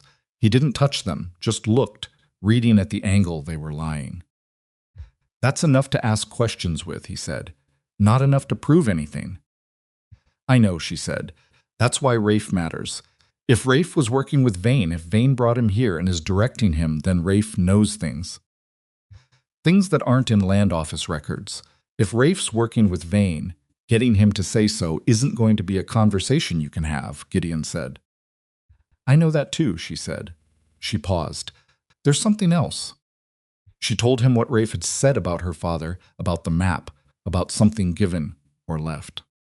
She told him about the box of her father's effects that she'd thrown into the river. Gideon was quiet for a while. "What river?" he said. "The Saline, just east of Copper Ridge." She saw where he was going. "Been 2 years. Rivers move things," he said. "They don't always take them, Gideon. I'm not saying we go look," he said. "I'm saying we think about it. If there was a map in that box." "If there was a map," she said. "Then my father knew about the gold, which means he was more involved with Vane's operation than I understood, which means Vane had more reason to be rid of him than a simple falling out." She said it carefully, following the logic where it led. "My father didn't die in a dispute with a competitor." "Did he?" Gideon looked at her steadily. "That's a question you can't answer yet." "But it's the right question," she said. "It's the right question," he agreed. Outside, the wind had picked up in that specific way it did in the late afternoon on Blackthorn Peak, when the temperature was starting to drop again and the mountain was making its adjustments. The fire needed a log. She got up and put one on before either of them said anything else, because it was something to do with her hands, and right now her hands needed something to do. "He knows I'm up here," she said. "Rafe, he said he was being patient, but that's because he thinks I'll find something and bring it to him. He doesn't realize I already know I don't have it. Once he figures that out, patient goes away." "How long do you think that takes?" Gideon said. "A week," she said, "maybe less. He's not a stupid man." Gideon was quiet for a moment. Then he said, "I'm going to talk to Dale Humphrey." She looked at him. Dale Humphrey was the closest thing Raven Hollow had to a legitimate law presence, a part-time deputy, technically appointed by a county sheriff who operated 60 miles south and mostly left the settlement to manage its own affairs. He was Vane's man in the same way most people in town were Vane's, but he was also, from what she'd observed, a man who was Vane's from convenience rather than conviction. "You think Humphrey will listen," she said. "I think Humphrey is tired," Gideon said. "I've known him 15 years. He took that job because someone had to take it, and the county wouldn't send anyone, and he's been doing it by making sure nothing happens that Vane doesn't want to happen. And I think he knows exactly what that makes him, and he doesn't like it much anymore." He paused. "He has a daughter. She's Finn's age." She understood what he meant without him saying the rest of it. A man with a daughter Finn's age who had watched Silas Vane throw a young woman into a blizzard, whatever accommodation Humphrey had made with his conscience, that image had a way of unsettling accommodations. "You can't go to town while Rafe's there," Gideon said. "Not again. Stay on the mountain. I wasn't planning to go back," she said. "Good." He stood up. He looked at the notes on the table for a moment, and then he picked them up carefully, folded them, and held them out to her. "You should keep those. Not in the flower bin." She took them. She looked at him. "You knew about the flower bin." "I know everything in my own cabin," he said. He walked to the door to call the boys for supper, and she stood there with the folded notes and a strange warmth in her chest that she identified belatedly as something close to trust, not the careful, provisional kind she'd been extending and retracting since she arrived, but something more settled than that. Something that had taken up residence without asking. She put the notes in the inside pocket of her coat and went to help with supper. That night, while she was laying out the plates, Tobin appeared at her elbow with the sock he'd darned 2 weeks ago. He'd been carrying it around in his pocket. She'd noticed, in the way children carry things they've made, keeping them close. He held it out. "The second hole opened up," he said, with a tone that was not accusation but was adjacent to disappointment. She looked at the sock. The second hole, the smaller one she'd repaired, had indeed opened again.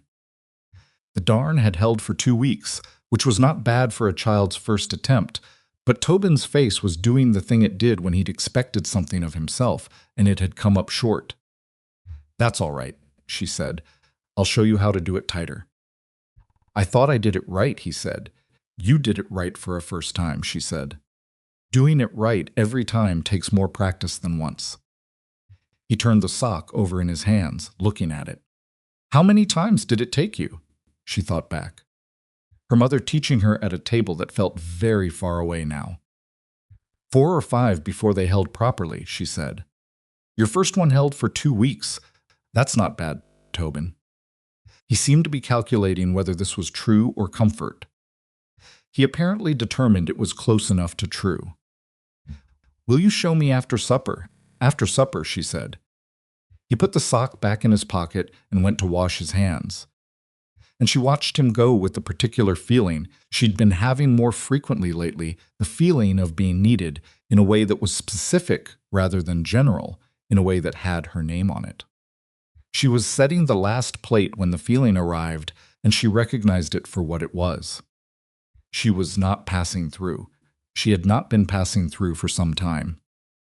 The storm that changed everything arrived on a Thursday. She didn't know it was the storm that would change everything. When it started, she thought it was a bad one, worse than usual. She went through the morning with the particular focused efficiency of someone who has learned to prepare, because being unprepared in weather like this was not a mistake you got to make twice. She brought in extra wood. She checked the oil in the lamps. She made a large pot of the thick bean soup that kept well and fed well and required nothing more than a low heat to stay good. Gideon had left at first light for the far end of his line, which ran almost 8 miles into the mountain's interior. He'd looked at the sky before he left. Back by midday, he said. Storm will be here by 3, maybe 4. The boys won't leave the porch, she said. He looked at her with the expression that meant he was deciding whether to say something. You'll be all right, I know, she said. He nodded once and went. By 10 in the morning, the sky had gone the color of iron. By 11, the first snow was coming down in that deceptively gentle way it sometimes did before it got serious. The boys were at the table with their letters. Finn working on a word that was giving him trouble, Tobin already several words ahead, and pretending he wasn't waiting for Finn to catch up. She was at the fire, stirring the soup when she heard the sound. Not the wind, not the settling of the cabin, something with deliberation to it, footsteps on the porch, heavier than Gideon's, with a different rhythm. Stood up. She put the spoon down slowly and without making any additional sound. She looked at the boys. Tobin had stopped writing. He was looking at the door with his father's eyes alert, still, reading something in the air that he didn't have words for yet. Tobin, she said quietly, take your brother to the back room. Finn looked up. What now, she said. Not loud. Not harsh. Just the specific register that meant it was not a discussion. She'd used it exactly once before, when Finn was on the roof, and both boys had apparently stored the information that this tone meant compliance before questions. They went. The curtain swung closed. She crossed the room to the wall where Gideon's rifle hung, and she took it down, and she had it in her hands when the door opened. Rafe Dern came in out of the snow. He looked different from the land office, more disheveled, his coat heavy with snow, his patience apparently having run its scheduled course. Behind him, the wind pushed in like it was following him on purpose.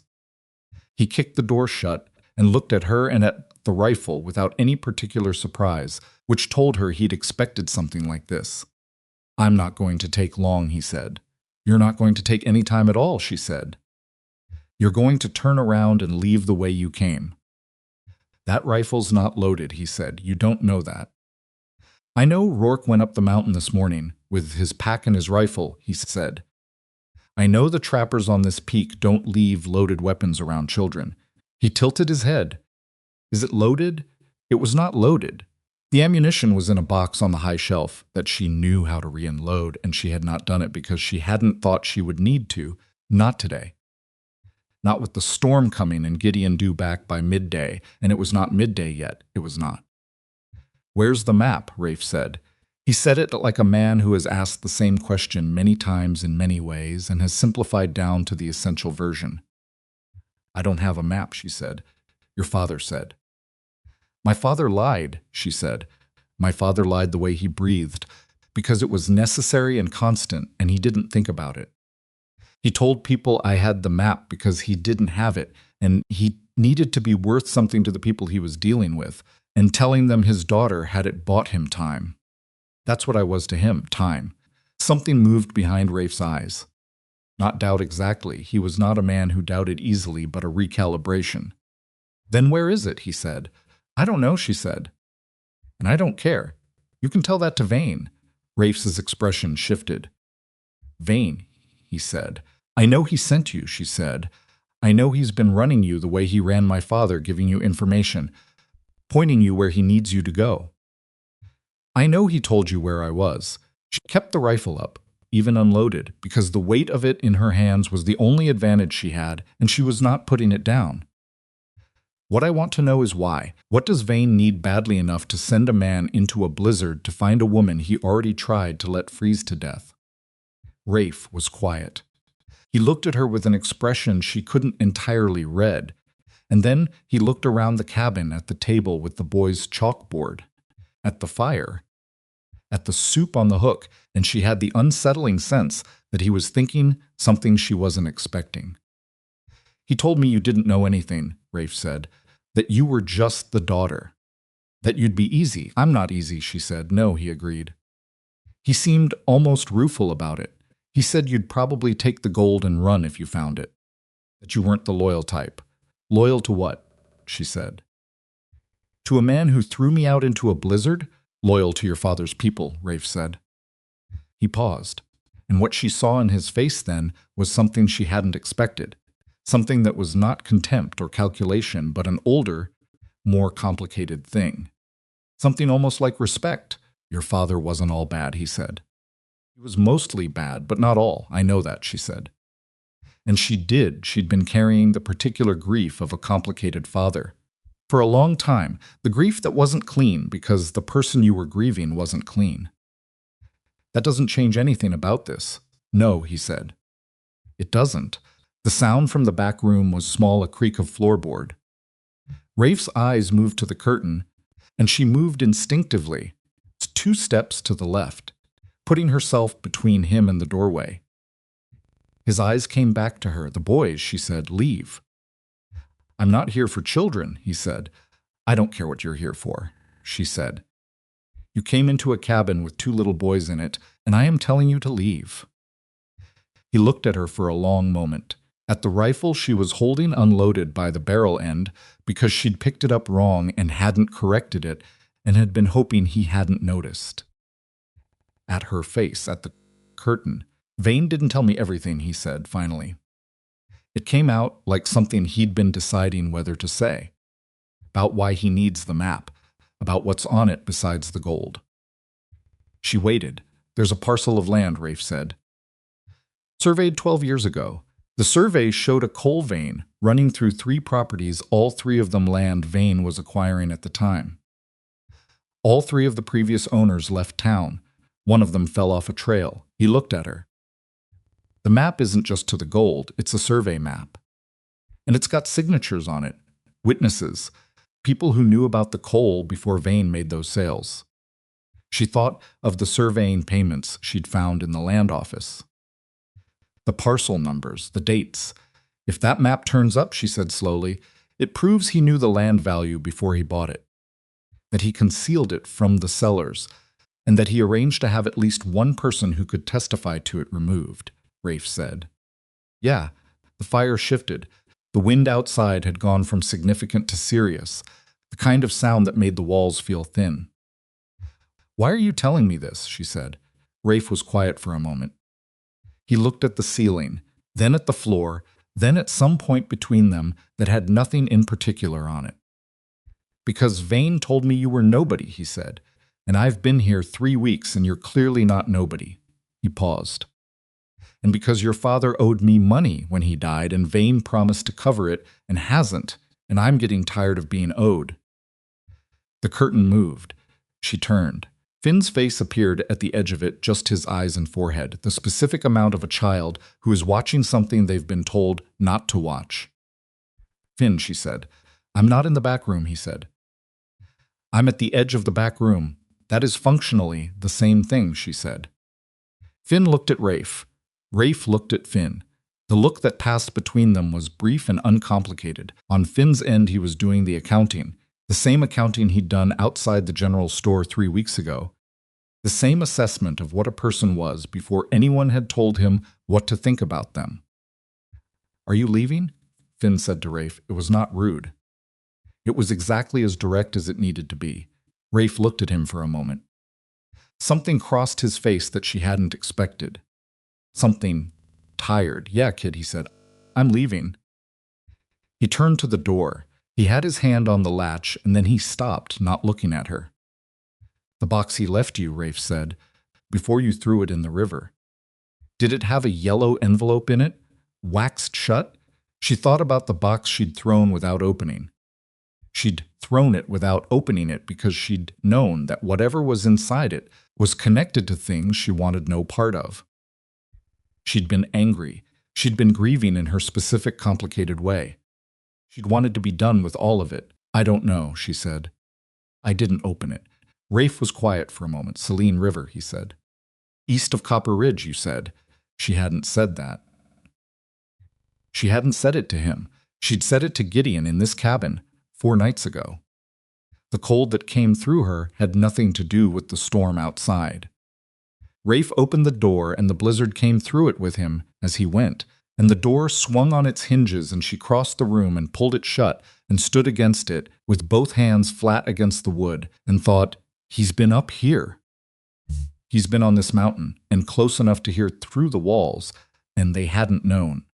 She thought, Gideon is still on the trap line. She thought, the storm is getting worse, and it's not midday yet, and Gideon is 8 miles into the mountain.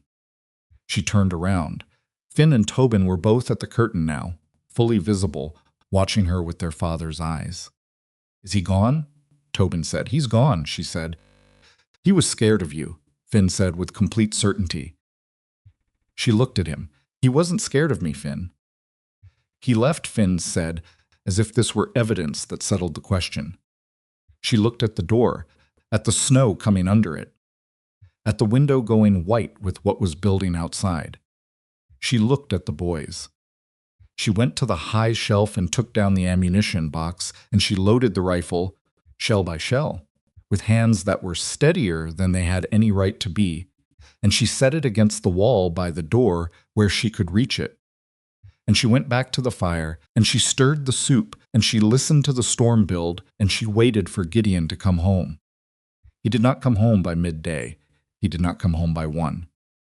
By 2 o'clock, the storm had progressed from serious to the kind of thing that made you understand, viscerally and without any philosophical distance, why people in this part of the country kept their affairs in order. The wind was not wind anymore. It was a presence, and it had opinions about the cabin's construction and was expressing them loudly through every join and gap it could locate. The boys had gone quiet. This was more alarming than their noise. They were at the table with their letters, but they weren't working on them, just sitting with the chalk in their hands. And Finn's eyes went to the door every few minutes with an expression she recognized because she'd seen it on his father's face at the window, every night, looking out at the dark. He's been in worse than this, she said. Neither boy answered. He knows that mountain, she said. Every trail. He does, Tobin said, very quietly. He'll be watching the weather, she said. He's probably found shelter on the line, and he's waiting it out. Finn put down his chalk. He looked at the door. He looked at her. Elowen, he said, what if he didn't? She held his gaze. She thought about the window Gideon checked every night. She thought about a 1/4 mile and a storm that came in fast, and a woman named Clara who had gone to feed a deer she'd been watching. She thought, I will not let that sentence complete itself. He did, she said. He's waiting it out. Finn looked at her for a long moment with those dark, level eyes. Then he picked up his chalk and went back to his letters, and she understood that he had decided to believe her, not because he was certain she was right, but because believing her was the thing that made it possible to keep sitting at the table and doing the next thing, which was the only productive option available to either of them. She went back to the fire. She was not calm. She was doing exactly what Gideon had described, not seeing the use of being the other thing. Stirred the soup, and she listened, and she waited, and outside the storm did what storms do, which is not care at all about the people inside the things it is dismantling, and the afternoon went dark early the way winter afternoons do. And the lamp came on, and the fire kept burning, and the 2 boys stayed at the table because she was at the fire. And as long as she was at the fire, they could hold on to the idea that everything was still in its right place. At some point, Tobin fell asleep at the table with his head on his arms. Finn moved his brother's chalk out from under him so he wouldn't smear it, and then he sat and looked at the door. She sat beside him. They didn't say anything for a while. Tell me about your mama, Elowen said. She said it quietly, half expecting him to retreat from it the way he sometimes did. But he looked at the fire instead of at her, and after a moment he started talking about a woman who laughed at the wrong moments and burned things cooking and sang badly and knew where every animal on the mountain came to sleep, who had named a deer and argued with Gideon about it and won, who had told Finn once that the best thing about a hard day was that it was one day and tomorrow was a different one. She listened. She asked small questions where she had them. She let him tell it. When he ran out of things to say, he sat quietly for a moment, and then he said she would have liked you. She didn't say anything for a moment. I hope so, she said finally. She liked people who were stubborn, he said, in a good way. She said it was the most useful thing a person could be. He looked at the fire. You're stubborn. I am, she said. He nodded, satisfied, and leaned against her arm. And she let him. And they sat that way in the firelight, with Tobin asleep across the table and the storm outside making its noise against the walls. And she held very still so she wouldn't disturb him, and she kept her eyes on the door. She was still looking at the door when it came off its hinges. Not the latch, not the handle, the door itself, one of the upper hinges giving way under something that was not wind. It swung hard and wrong, and the cold came through it in a wave, and she was on her feet with the rifle before the second hinge held, and the door stopped at a violent angle. Finn was up beside her. In the gap where the door had been, between the dark and the snow, Rafe Dern stood with a revolver in his hand and an expression on his face that was nothing like the one he'd left with. Behind him, barely visible through the white, were two other shapes she didn't recognize. She had not been wrong that he would run out of patience. She had been wrong about how long it would take. I lied, Rafe said. He said it with a specific tiredness, like a man admitting to something he'd hoped to avoid. About leaving. She leveled the rifle. Finn, she said, without looking away from the door. Back room now. Finn did not move. Finn, harder. No, Finn said. She had 1 second to be surprised by this before Rafe stepped through the broken door into the cabin, and everything after that happened very fast. Finn did not go to the back room. He stood at her left side with his hands and fists at his hips, 5 years old and approximately 45 pounds, and the look on his face was his father's look, the one that had no give in it. She did not have time to argue with him, because Rafe was already through the door, and the two men behind him were coming through after him, and the arithmetic of the situation had changed significantly from what she'd been managing 30 seconds ago. 3 men, 1 rifle. 2 boys, one of them asleep at the table and now awake, startled upright with chalk still in his hand, blinking at the broken door and the cold and the strangers filling the cabin. She kept the rifle on Rafe because Rafe had the revolver, and the revolver was the most immediate problem. Put that down, Rafe said, meaning the rifle. No, she said. Elowen. He said her name with a weight that was meant to convey the obvious that there were 3 of them and 1 of her, and that her arithmetic should be reaching the same conclusion his already had. I don't want this to be a thing. You broke my door, she said. It's already a thing. One of the men behind him, heavyset, with a beard that needed attention, and the particular look of someone hired rather than invested, moved to the right toward the table where Tobin was sitting. She shifted the rifle. He stopped. Don't, she said. We just need to look, Rafe said. That's all this is. You let us look through the cabin, the trunk, the shelves, wherever you've got personal effects, and we leave. There's nothing to find, she said. Then looking won't take long. The answer is no, she said. She was watching all 3 of them simultaneously, which was not physically possible, but which her body was attempting anyway. The specific hyper-awareness of someone who understands that the thing they cannot watch is the thing that will happen. There are children in this cabin. I can see that, Rafe said. Then act like it means something. Something moved in his face. She thought it was the same something she'd seen earlier, the complicated, tired thing that lived underneath the surface of a man who had made a series of choices and was living with the accumulated weight of them. But it didn't change what he did next, which was nod to the bearded man who moved toward the trunk against the wall. She fired. Not at the man she'd aimed 6 inches to the left of him, at the wall, and the sound in the closed cabin was enormous. And the bearded man dropped flat to the floor with his hands over his head by pure reflex. And Tobin knocked his chair back, getting away from the table, and Rafe froze. She worked the lever and put another round in the chamber before the echo of the first had finished. "The next one isn't in the wall," she said. Her voice was even. She was somewhat astonished by how even it was. "Get out of this cabin." Rafe's jaw was tight. The third man, younger, thinner, standing near the door, was looking at her with an expression that had gone from calculating to genuinely uncertain. The bearded man was still on the floor. "You can't hold 3 of us off," Rafe said. "I have 4 rounds left," she said. "I don't need to hold all 3 of you off. I only need to stop the first one."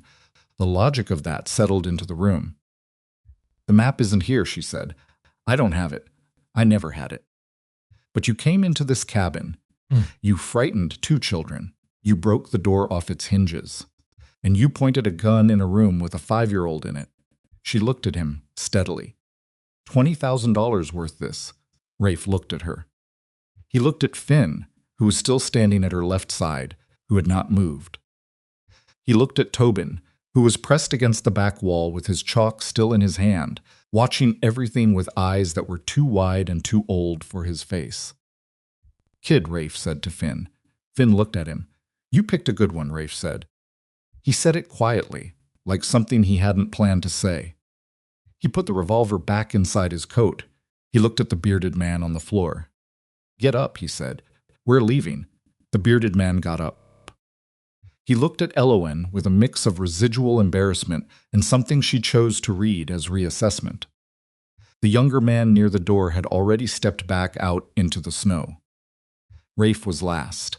He stood in the broken doorway with the storm coming through around him, and he looked at her one final time with the expression that didn't have a clean name. "Vane knows things you don't know yet," he said, "about your father. About why the map matters beyond the money." He paused. "When you find out, and you will remember, I could have made this worse tonight, and I didn't." Then he was gone, and the snow came through the broken door, and the cabin was suddenly very loud with the sound of the fire and the wind, and Tobin breathing hard from across the room. She stood with the rifle for a moment longer than she needed to. Then she lowered it. Finn sat down on the floor. Not fell, sat deliberately the way a person sits when their legs have been making a decision for them, and they're finally allowing it. He put his hands on his knees and looked at the broken door and breathed. She crouched next to him. She put her hand on his back. He leaned into it immediately, all the stiff uprightness going out of him, and she felt the shaking in him, then the delayed shaking that comes after the thing that could have gone wrong doesn't. The body reporting all the fear it hadn't been allowed to process while it was busy standing in fists at someone's side. "You were supposed to go to the back room," she said. "I know," he said. "Finn, I wasn't going to leave you alone," he said, in the tone of someone who has already considered the argument on the other side and rejected it. She sat down on the floor next to him. Her own legs were not entirely reliable at the moment, and the floor was as good a place as any. Tobin crossed the room and sat on Finn's other side without being invited, and the 3 of them sat on the cabin floor with the broken door and the storm outside, and the soup still simmering on the fire, and she put one arm around each of them and held on. "Is it over?" Tobin said. "For tonight," she said. "What about the door?" Finn said. She looked at it. The upper hinge had given way, and the door was hanging at a severe angle, held by the lower hinge, open enough that the snow was coming in and piling on the threshold. The cold was already working at the room. "I need to block it," she said. "Pa has boards," Tobin said. Under the porch, she got up. She was not quick about it, but she got there.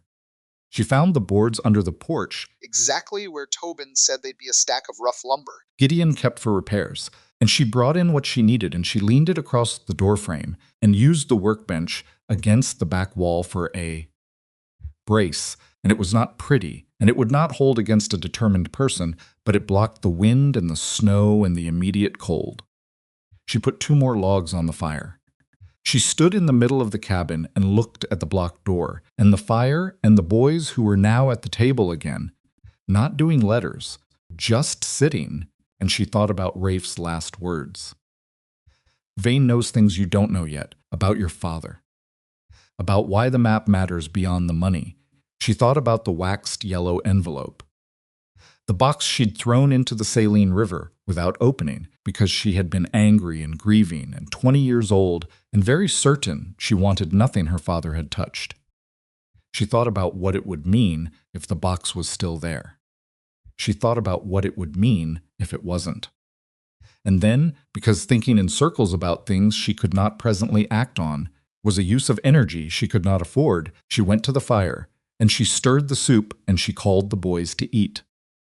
They ate without much talking. Finn worked through 2 bowls with the focused thoroughness of someone who has expended significant energy on staying upright in a crisis. Tobin ate more slowly, his eyes moving every few minutes to the blocked door, doing calculations she couldn't see. "He's not coming back tonight," she said, when Tobin looked at the door for the 5th time. "How do you know?" he said. "Because he said what he came to say," she said. "And because the storm is worse." Tobin looked at her. "You believed him? When he said he was leaving?" She thought about it honestly. "I believe that he'd rather be somewhere warm tonight than in a blizzard," she said. "Sometimes that's enough." Tobin considered this with the seriousness he brought to everything. Then he went back to his soup. She was cleaning up after supper when she heard it. She heard it before she understood what it was, a sound that shouldn't be there, coming from the wrong direction, too low and too irregular to be wind. She went still. Finn heard it too. His head came up. Then she identified it. Footsteps, labored. Coming from the east side of the cabin, not the trail, the side of the mountain that didn't have a trail, the side that was forest and rock face and no reasonable person's route to anywhere. She had the rifle in her hands before she made the decision to pick it up. The sound stopped at the east wall. 3 knocks, slow, deliberate. 3 knocks the way you'd knock on a door if you weren't sure you had enough left in you to knock harder. She looked at the boys. Tobin got up from the table and went to the east wall and put his ear against the logs and listened. He stood there for a moment, and then he turned around with an expression she had never seen on him before, cracked open, undisguised. "It's Pa," he said. She had the board away from the broken door before she'd finished processing the sentence, and she was out on the porch and around the east side of the cabin in the snow that was up to her knees, and Gideon Rourke was there. He was on his feet, barely, one hand against the cabin wall, the other arm held at an angle that told her something was wrong with his shoulder. His face was the face of someone who has been outside in a serious blizzard for several hours past the point of wisdom white at the edges. The kind of cold that makes a face look like something rather than someone, the eyes not quite tracking the way eyes should. But he was upright. He was breathing. He looked at her, and something in his face arrived back from wherever it had gone. "Elowen," he said. It came out rougher than his usual voice. Like something that had been waiting in him. "Inside," she said. "The sled, it doesn't matter," she said inside. She got his good arm over her shoulders, and she didn't think about how much he weighed versus how much she did. She just walked, and the snow fought her on every step.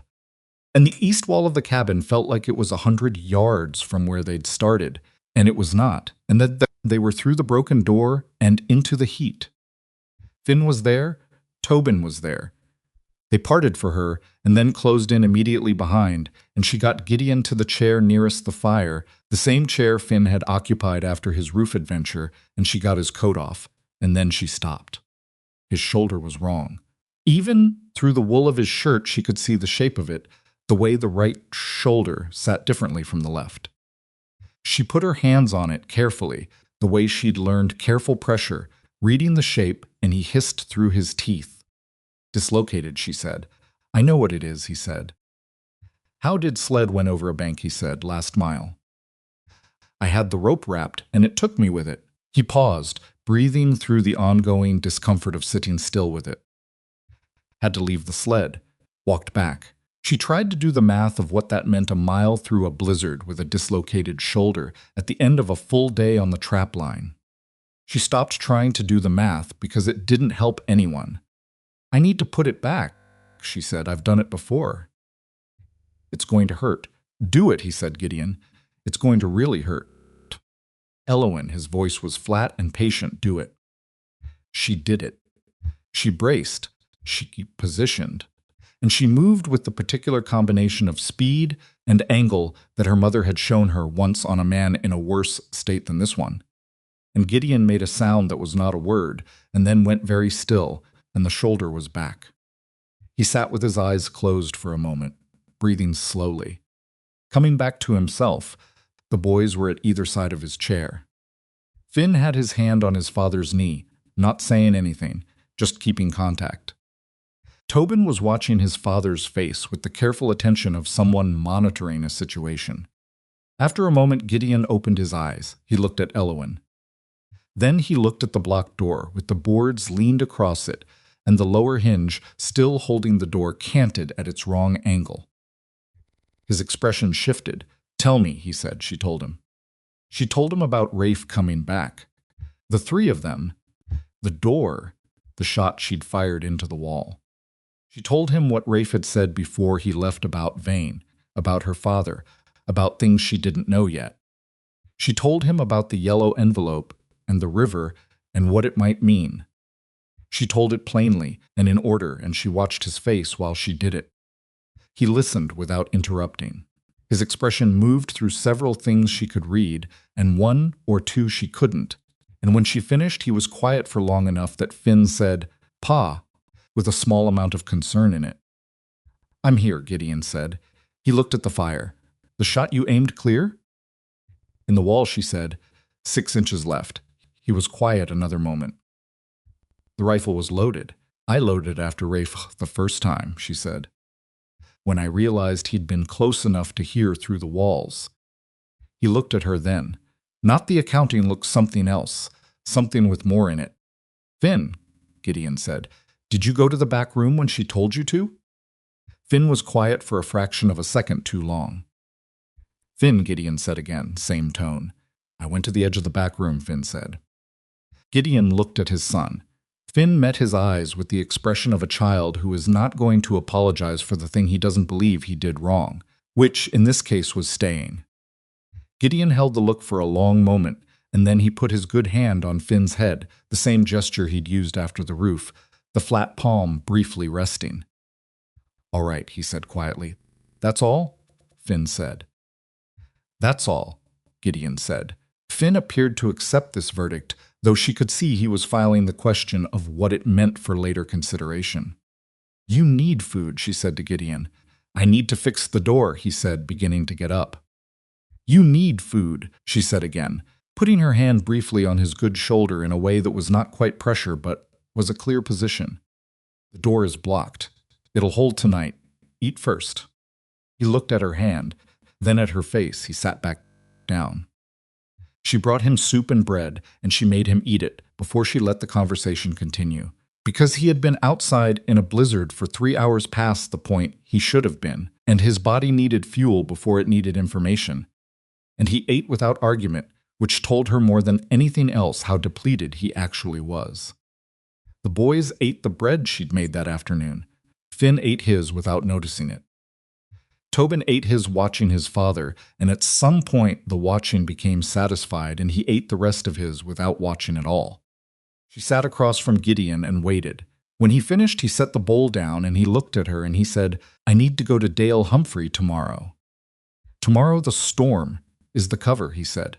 "Rafe and whoever those men were are not going anywhere in this weather. That's also our window." He said it with the specific logic of a man who has spent years reading weather as a tactical consideration rather than just inconvenience. Humphrey's seen things in this town he can't unsee. But he needs something to act on, something he can take to the county sheriff without it looking like he's just falling out with Vane. "The land office record," she said. "Yes," he said. "And Rafe," she looked at him. "Rafe. He came into this cabin and fired a weapon and frightened 2 children, Gideon said. He said it in the tone of someone reciting facts, rather than expressing outrage, which was somehow more effective than the outrage would have been. "That's not a rumor. That's a witness account. 3 witness accounts." He paused. 4 if you count the door. She almost wanted to smile at that. She didn't, because the situation didn't quite warrant it, but it moved through her like something warm. Humphrey won't want to act against Vane, she said. Humphrey will want an excuse not to anymore, Gideon said. That's different from not wanting to act. A man who's been doing something he knows is wrong and has been looking for a way to stop all he needs is something that makes stopping feel less dangerous than continuing. He looked at the fire. I've watched him for 15 years. He's a tired man, Elowen. Tired of it. She thought of what Pete Marsh had said. I'd look in the deed records. The way property changed hands, there's a pattern. She thought of Rafe's voice in the doorway. Vane knows things you don't know yet. Remember, I could have made this worse tonight, and I didn't. There's something about my father, she said. Something Vane knows. Something in that box, maybe, or something that the box would have pointed to. She turned it over. Rafe could have used that to control me tonight. You have this information. Cooperate, or it surfaces. He didn't. Maybe he didn't know what it was, Gideon said. Or maybe he did know and decided it wasn't worth it, she said. He said my father wasn't all bad. What do you think he meant? She thought about her father. The specific, complicated exercise of thinking about her father like pressing on something that was both numb and sore. The specific paradox of grief for a person who was more damaged than comfort, and yet was the only father she had. I think my father may have known more about Vane's operation than Vane knew he knew, she said slowly. I think the envelope in that box, if it exists, if it's still there, may have been his insurance. Something he put away in case things went wrong between them. Evidence, Gideon said, or a copy of the survey map, she said. Or names, dates, something specific enough to be useful. She paused. He was a thief, and he was often a coward, and he failed me in more ways than I can list. But he wasn't stupid. He would have known that a man like Vane doesn't keep partners. He keeps tools. He would have wanted something to hold. Gideon was looking at her with a quality of attention she'd become familiar with, the full kind, the kind that didn't have anything else in it. The river, he said, the Saline, she said, east of Copper Ridge. That's 4 miles south, maybe 5, he was calculating. After the storm, before Rafe figures out you're not going to produce anything and goes to his next option. How long do we have? Days, he said, not weeks. She nodded. Tobin had fallen asleep in his chair.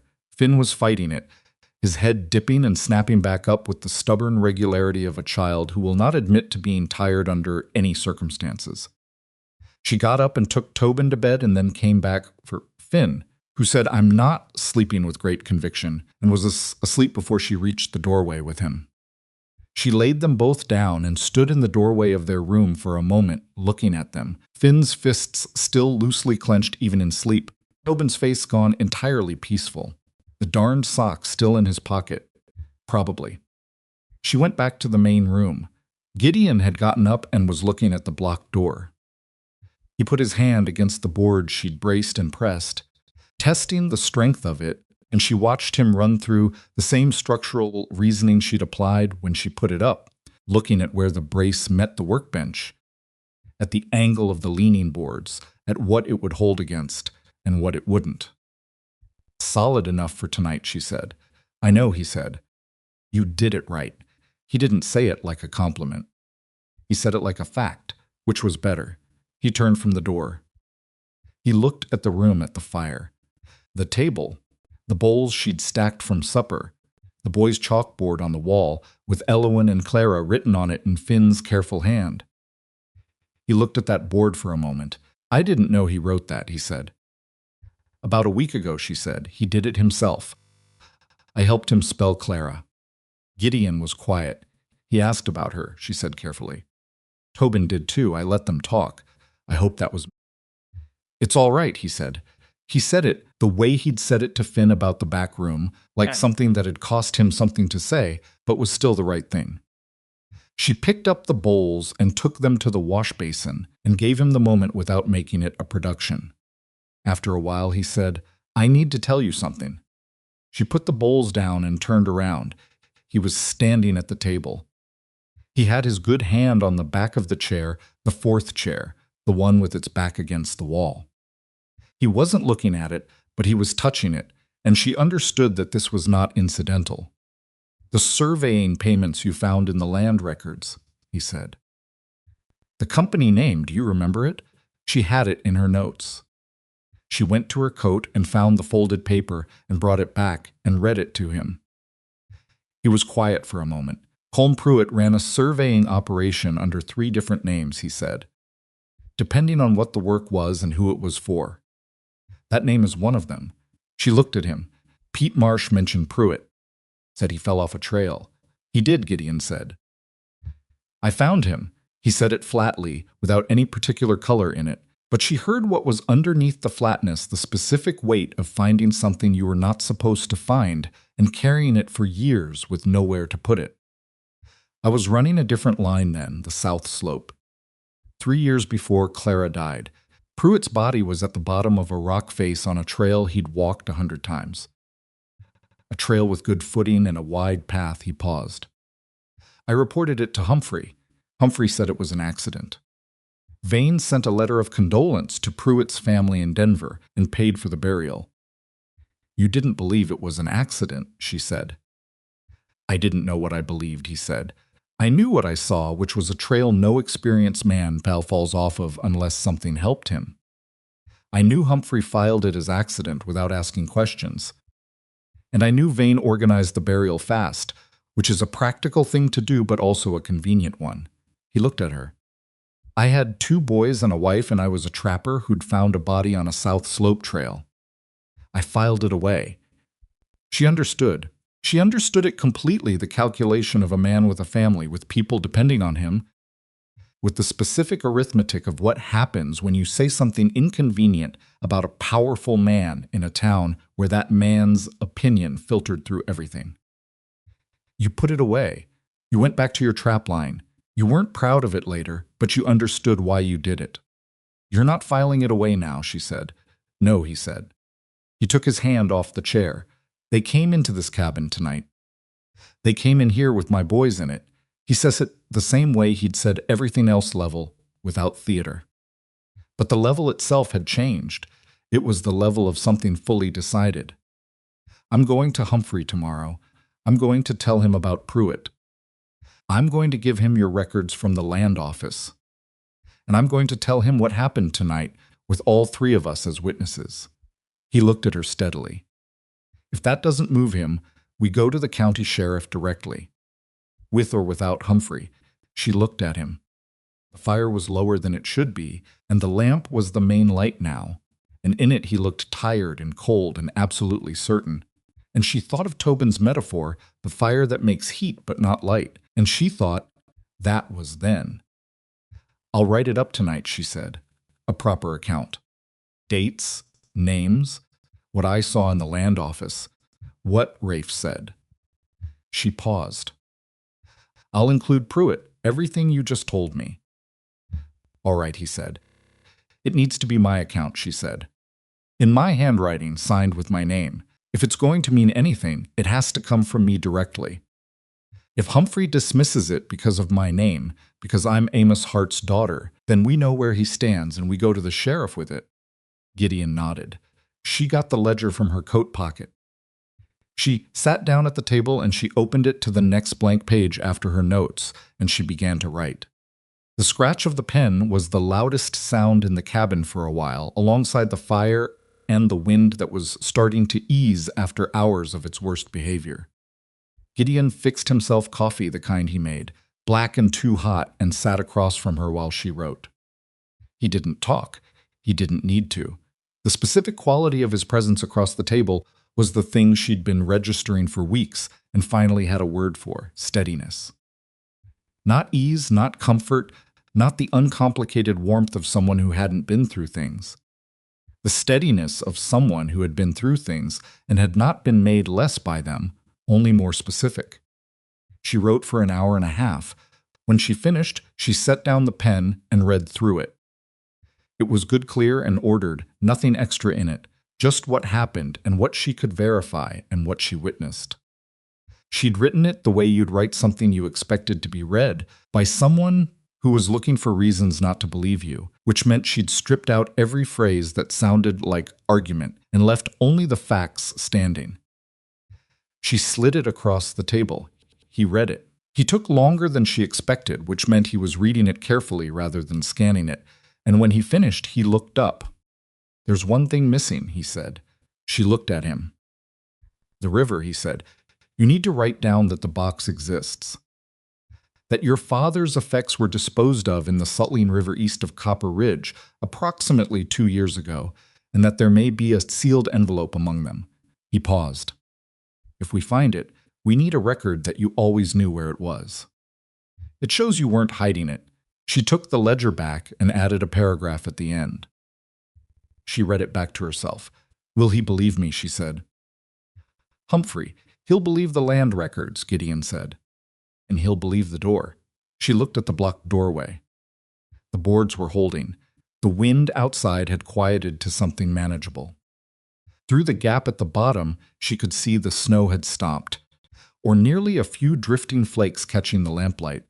Lazy now, the storm working out its last energy before it was done. "How's the shoulder?" she said. "It's there," he said. "That's not an answer." "It's sore," he said. "I've had worse." "You should sleep," she said. "So should you," he said. Neither of them moved for a moment. The fire needed banking. She got up and did it, the way she'd been doing it for weeks, and he watched her without pretending he wasn't. And she thought about all the small languages of a household, the way people move around each other in a shared space. The things that are said by doing rather than speaking, the whole grammar of it that develops without anyone sitting down to invent it. She thought about the fourth chair. She turned from the fire and she said, "Gideon." He looked at her. "When you came around the east wall tonight," she said. "When you knocked," she said it carefully, feeling for the right words, which were not words she'd had occasion to use before. "Did you know we were all right?" He was quiet for a moment. "No," he said. "But you came anyway," she said, "with your shoulder like that, in the blizzard, the wrong way around the cabin." "The door was the wrong way," he said. "I could hear. I knew something had happened to the door." He paused. "I didn't know if you were all right." She held that. She held it and looked at what it contained the mile through the blizzard with the bad shoulder, the wrong way around the cabin, not knowing. "I kept the fire," she said, which was not what she meant to say. But it was true, and it was what she had. "I know," he said. He said it quietly. I could see it through the gap in the boards. She picked up the ledger from the table and put it inside her coat, next to her notes, and she went to her corner. She stopped at the curtain. "Gideon," she said. "Yeah," he said. "I'm glad you came home," she said. A pause, long enough that she thought he wasn't going to say anything. "I had a reason to," he said. She went through the curtain, and she lay down in the dark. And she listened to him bank his side of the fire and check the window and then go still. And the cabin settled around her into its particular nighttime sounds. And she thought about reasons and rivers and yellow envelopes and the shape of what was coming. In the morning, they had a lot of work ahead of them. She knew that. She was ready for it in a way she hadn't been ready for anything in a long time, not because it was safe, but because she was not standing in it alone. Dale Humphrey lived at the south end of town in a house that had needed a new roof for 3 years and hadn't gotten one. And when Gideon knocked on his door the morning after the storm, Humphrey opened it in his undershirt with a cup of coffee and the face of a man who had slept badly. He looked at Gideon.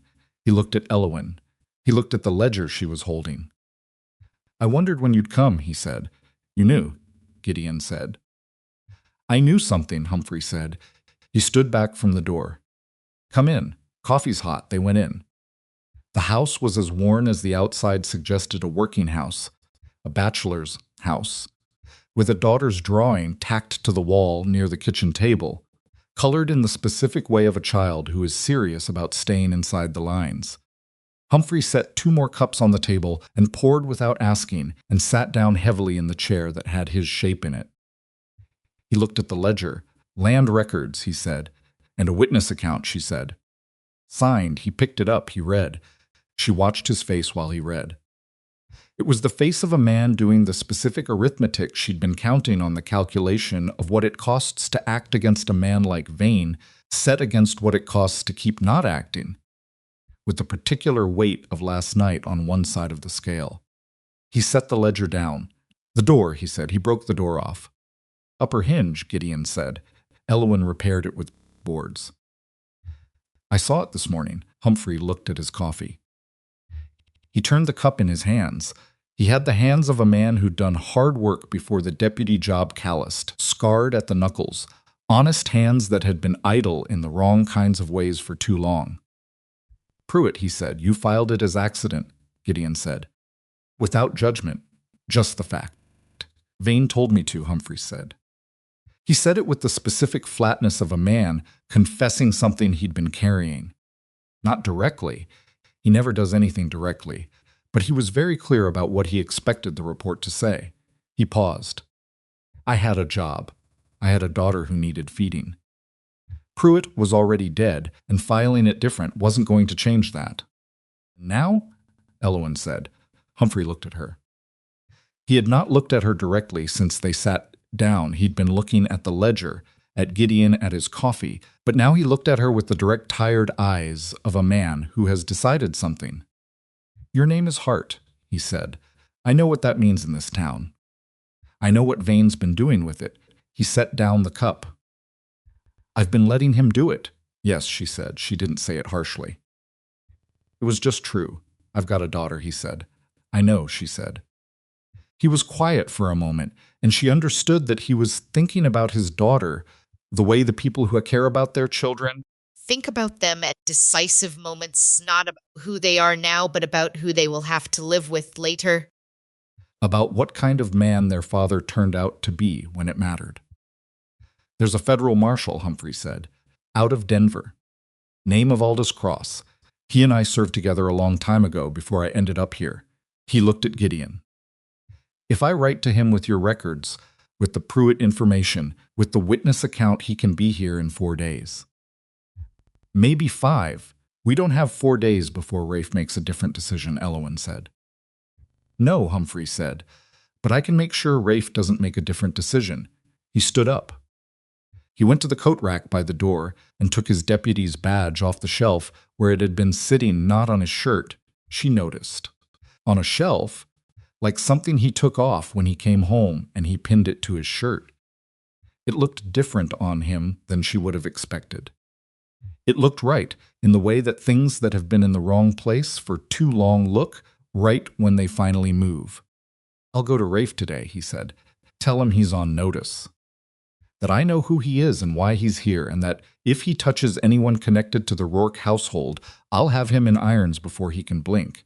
He paused. He'll push back, but he doesn't know what I know yet. And men like Rafe only push when they think they're invisible. In vain, Gideon said. Humphrey looked at the badge on his chest. He put his hand flat against it briefly, something almost private in the gesture. Let me write to Cross first, he said.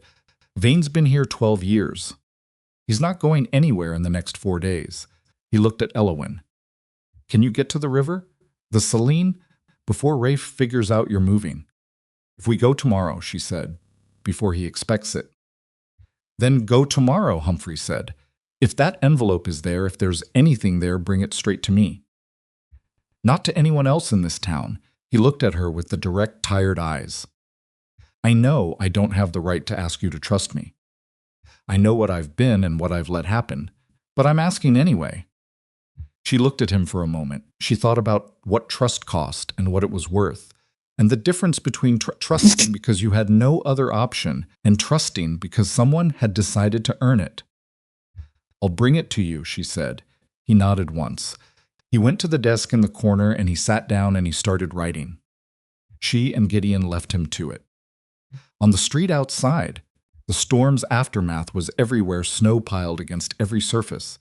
The town quiet with the particular quiet of the morning after, smoke from chimneys starting up again, the world working out how to resume.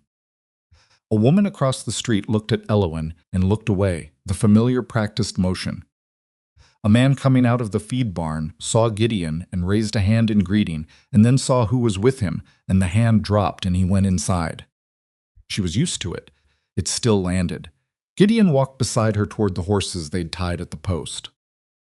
He didn't comment on the man from the feed barn. He didn't offer reassurance about it. What he said instead was, "We'll leave for the river at first light." "I know a route that avoids the main trail. What about the boys?" she said. "Humphrey has a wife," he said. "She's quiet, and she's kind, and she doesn't like Vane any more than Humphrey does. I'll ask if the boys can stay with them for the day." She looked at him. "You've thought about this." "I thought about it all night," he said. He untied the roan and held the reins. He looked at her with an expression she'd been learning to read, not quite open, not quite closed, the specific expression of a man who has things he intends to say and is working out the order. He said, "Whatever is in that box, or isn't it doesn't change what I know." She waited. "I know what I saw in Ravenhollow," he said. "I know what Rafe did last night and what Finn did and what you did. I know what's in those land records, and I know what this town did to a 22-year-old woman with no one to speak for her." He paused, not looking away. "Vane's going to have his accounting. That's coming regardless of what's in any box or any river." She looked at him in the cold morning light with the snow around them and the town at its business behind them, and a roan mare between them waiting patiently for the humans to finish deciding things. She said, when this is over," he said, with the quiet certainty of someone who has not gotten to the end of the sentence yet, but knows exactly where it ends. "We'll talk about what comes next." She nodded. She took the reins of the second horse, and they rode back up toward Blackthorn Peak together, side by side, not hurrying, the morning cold and clear and full of what was coming. And behind them Ravenhollow went about its business, without knowing that the accounting Gideon had described had already begun. 4 miles south and east, somewhere beneath the snow-muffled surface of the saline river, something small and sealed in wax had been waiting 2 years for someone to come looking. Tomorrow she would go and look. They left before first light. Gideon had the horses ready by 4 in the morning, working in the dark with the careful economy of a man who has learned to do most things one-handed at some point in his life and falls back on that knowledge when his shoulder requires it. She'd seen him rotating the joint slowly by the fire, before bed, working through the stiffness without comment, and she'd said nothing, because saying something would have made it a discussion, and they didn't have time for that. The boys went to Humphrey's wife without significant protest. Finn looked at her before they left with the level eyes and said, "Come back before dark," in the tone of an instruction rather than a request. "I'll do everything I can," she said. She'd learned not to promise outcomes she couldn't control, and he'd learned to accept the honest version over the comfortable one. He nodded and went. The route south and east avoided the main trail entirely, cutting through forest that lived only in Gideon's head, which slopes held after fresh snow, which creek crossings would take the horses, when to slow and when to push. She followed without asking questions, because this was his territory, and she understood that following someone who knows the ground is not diminishment. Since they reached the Saline River Valley by mid-morning. The river in January was barely a river frozen at the edges, dark and slow in the center channel. She stood on the north bank and tried to remember. 2 years ago, moving fast, angry in the specific way of someone who has been grieving and has run out of the patience grief requires. She'd come down from the north, early afternoon light, and she'd thrown the box from the bank because she hadn't wanted to be close to it any longer than necessary. She walked the bank slowly, looking for what she hadn't been trying to leave. The cottonwood found her before she found it a split trunk, 2 trees growing from one root, forming a V. She hadn't consciously registered at the time, but had apparently stored somewhere useful. "Here," she said. Gideon looked at the river, bend 40 yards east. Things catch on the inside curve, they move to the bend. The bank had collected a season's worth of debris branches, compacted leaves, the accumulation of everything the river had moved, and then decided to keep. They worked through it together, methodically, her hands cold through her gloves, not thinking about what it meant if 2 years and moving water had taken everything. Took 20 minutes. The box was wedged under a root system at the waterline. Half in frozen mud, the wood blackened and warped. but it had held. She pulled it free, worked the rusted latch with Gideon's knife, and opened it. Her father's smell came out first. Old tobacco, pine tar.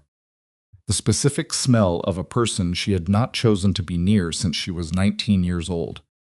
She breathed through it and looked at what was inside.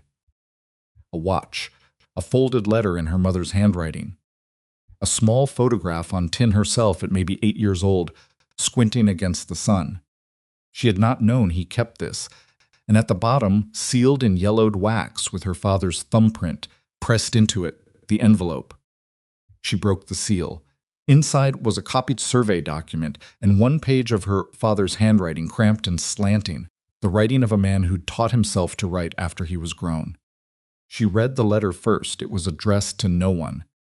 It said, "If someone finds this, it means things went wrong, and I didn't get to use it myself. The document is a copy of the original survey. Pruitt gave it to me before they killed him. I didn't know they were going to kill him. I want that noted, even though I know it probably won't be. Vane brought me in to move the gold after he consolidated the land. I made a copy of the survey before I gave the original back.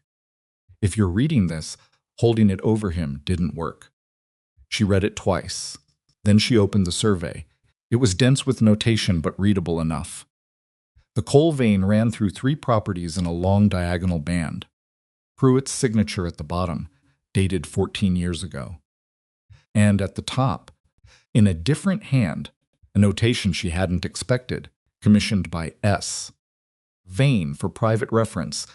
Vane had commissioned the survey himself. He had known about the coal before he approached any of the sellers. Pruitt had kept a copy and given it to her father, and her father had kept a copy of the copy, and Pruitt had fallen off a trail. And her father had died in what everyone called a dispute over money, but was really Vane's second attempt at cleaning house. She sat on the frozen riverbank with the document in her hands, and she felt several things arriving at once: the complicated grief of her father, and underneath it something that was not triumph, but was adjacent to it.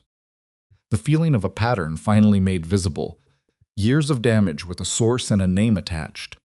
She looked up at Gideon. He had read it over her shoulder. She knew because she'd felt him go still at the part about Pruitt. He didn't know they were going to kill him, she said.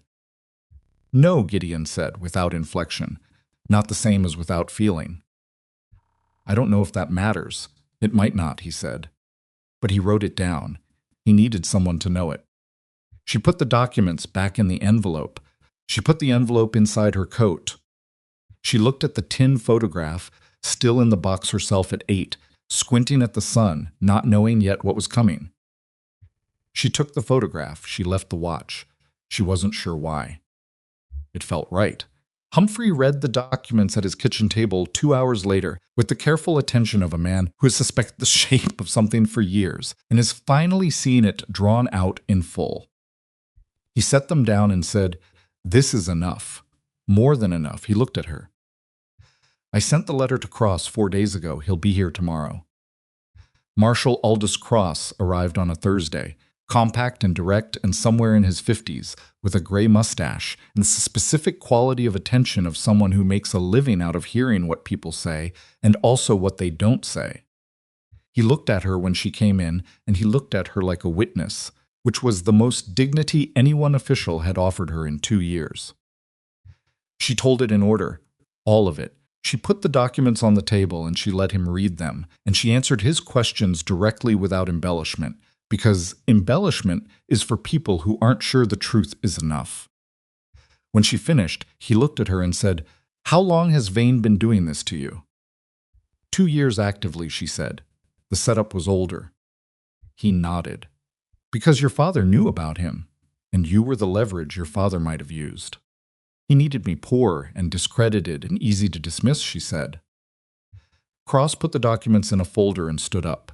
"I'm arresting Vane this morning," he said. "I'd like you available for questions over the next few days." She was on Humphrey's porch when they walked Vane out of the general store at 10 in the morning. He came out in his good coat with his hat straight and his bearing intact, performing composure because performance was the only thing left to him. He looked at her as they passed. She looked back. He looked away first. She went back inside to get warm. The days that followed were paperwork and waiting, and the same questions asked in slightly different forms. Cross interviewed Humphrey, who told him about Pruitt. He interviewed Pete Marsh. He found former residents who confirmed the land pattern. He interviewed Rafe twice, and Rafe, with the pragmatism of a man who understands when the arithmetic has shifted, confirmed enough of her father's account to fill the gaps and took lesser charges in exchange for the cooperation. 2 weeks after Cross left for Denver with Vane in custody, a letter arrived from the federal court office. She read it at the cabin table with the boys doing letters across from her. The letter informed her that she had been deliberately and materially harmed by Silas Vane's actions, and that she was entitled to restitution from the seized assets.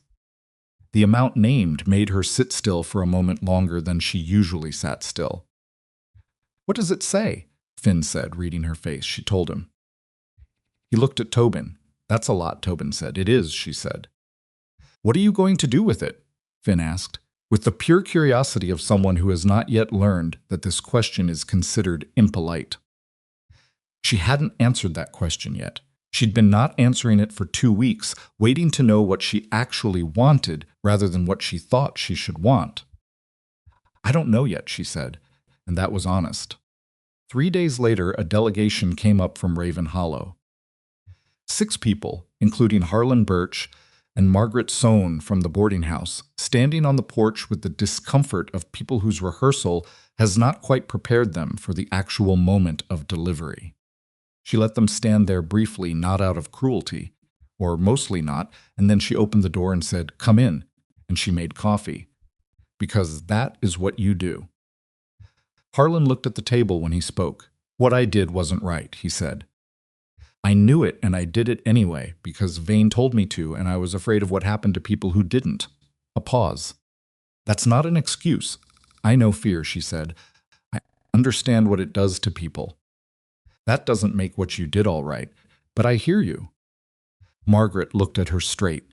"I knew something was wrong with how Vane talked about you before you'd done anything to deserve it. I went along because going along was easier. I'm not proud of it." "No," Elowen said. "I imagine not." They left with the slightly deflated air of people who had hoped that delivering an apology would feel like resolution and had found it felt more like the beginning of something longer and less comfortable. She stood on the porch and watched them go. Gideon came out and stood beside her. "I'm not going back there," she said. "Not to live." "I know," he said. "The restitution, I'm going to use it for something that's actually mine." She was working it out as she said it, the way she sometimes did, thinking out loud against his particular quality of listening. "I keep coming back to teaching. Children like Finn and Tobin, who are sharp and just need someone to sit across from them with chalk and time. There are families on this slope and the ones west of it who don't have access to anything resembling a school." Gideon was quiet for a moment. "You could do that from here," he said. He said it carefully, deliberately, with the specific care of a man who has been thinking something for a while and is finally saying it and is not entirely sure of his footing. She looked at him. "The cabin's big enough with an addition," he said. He was already looking at the south-facing wall with the assessing expression he used for practical problems, and she understood with something close to warmth that he was already planning the structure. South wall, better light, windows on 2 sides. "You're suggesting I build a school on Blackthorn Peak," she said. "I'm suggesting you could," he said, "if you wanted to stay." He paused, and the pause had everything in it that the words didn't. "That's what you want." She looked at him. The afternoon light was going gold and low, the way it did at this hour in winter, catching the snow in a way that made the mountain look briefly like something you'd want to hold still inside. He was looking at the mountain rather than at her, which was how he looked at things he was uncertain about sideways, giving them room. "Gideon," she said. He looked at her. "I want to stay," she said. "I have wanted to stay for a long time. I just needed to finish the other thing first." Quiet for a moment. The wind moved through the pines. The mountain made its sound. "All right," he said. 2 words from a man who did not use more words than a thing required. It was enough. It was more than enough. It was the specific enough of something that had been building for months and had found its right-sized container. South-facing addition, she said. Before spring, he said. Windows on 2 sides. I know a glass man in Millhaven, he said. Fair price, she went back inside. Finn was at his chalkboard. He had written something new, a full sentence, his first real one, the letters careful and slightly uneven and completely his. She read it. Elowen stays. She stood in front of the board for a moment. I made a sentence, Finn said. You did. It's a true sentence, he said, with the confidence of someone who still believes that writing a thing down is a reasonable way to make it real. I decided to write a true one for practice. That's a good instinct, she said. Tobin glanced up from his numbers. He looked at the board, then at Elowen, did some internal calculation, and went back to his numbers with the expression of someone who has confirmed something he already suspected. She sat down and picked up the chalk. She wrote, Finn and Tobin are good students. Finn examined this critically. Tobin's better at numbers. I'm better at words. We can make it more accurate. He thought about it. No, he said, it's true enough. She wrote until the lamp needed lighting. Gideon came in from working on the door hinge, patient. One-handed, thorough about it, and the soup came off the fire. And Tobin set the table without being asked. 4 plates in their right places. All of it settled and ordinary in the way of things that have found their level. She looked at the table, and she thought about the day she'd arrived here. The coat that wasn't enough. The cold so deep in her she hadn't known whether she'd find her way back out. 2 boys with their father's eyes who had looked at a woman freezing behind a building and had not seen her father's crimes or her ruined name.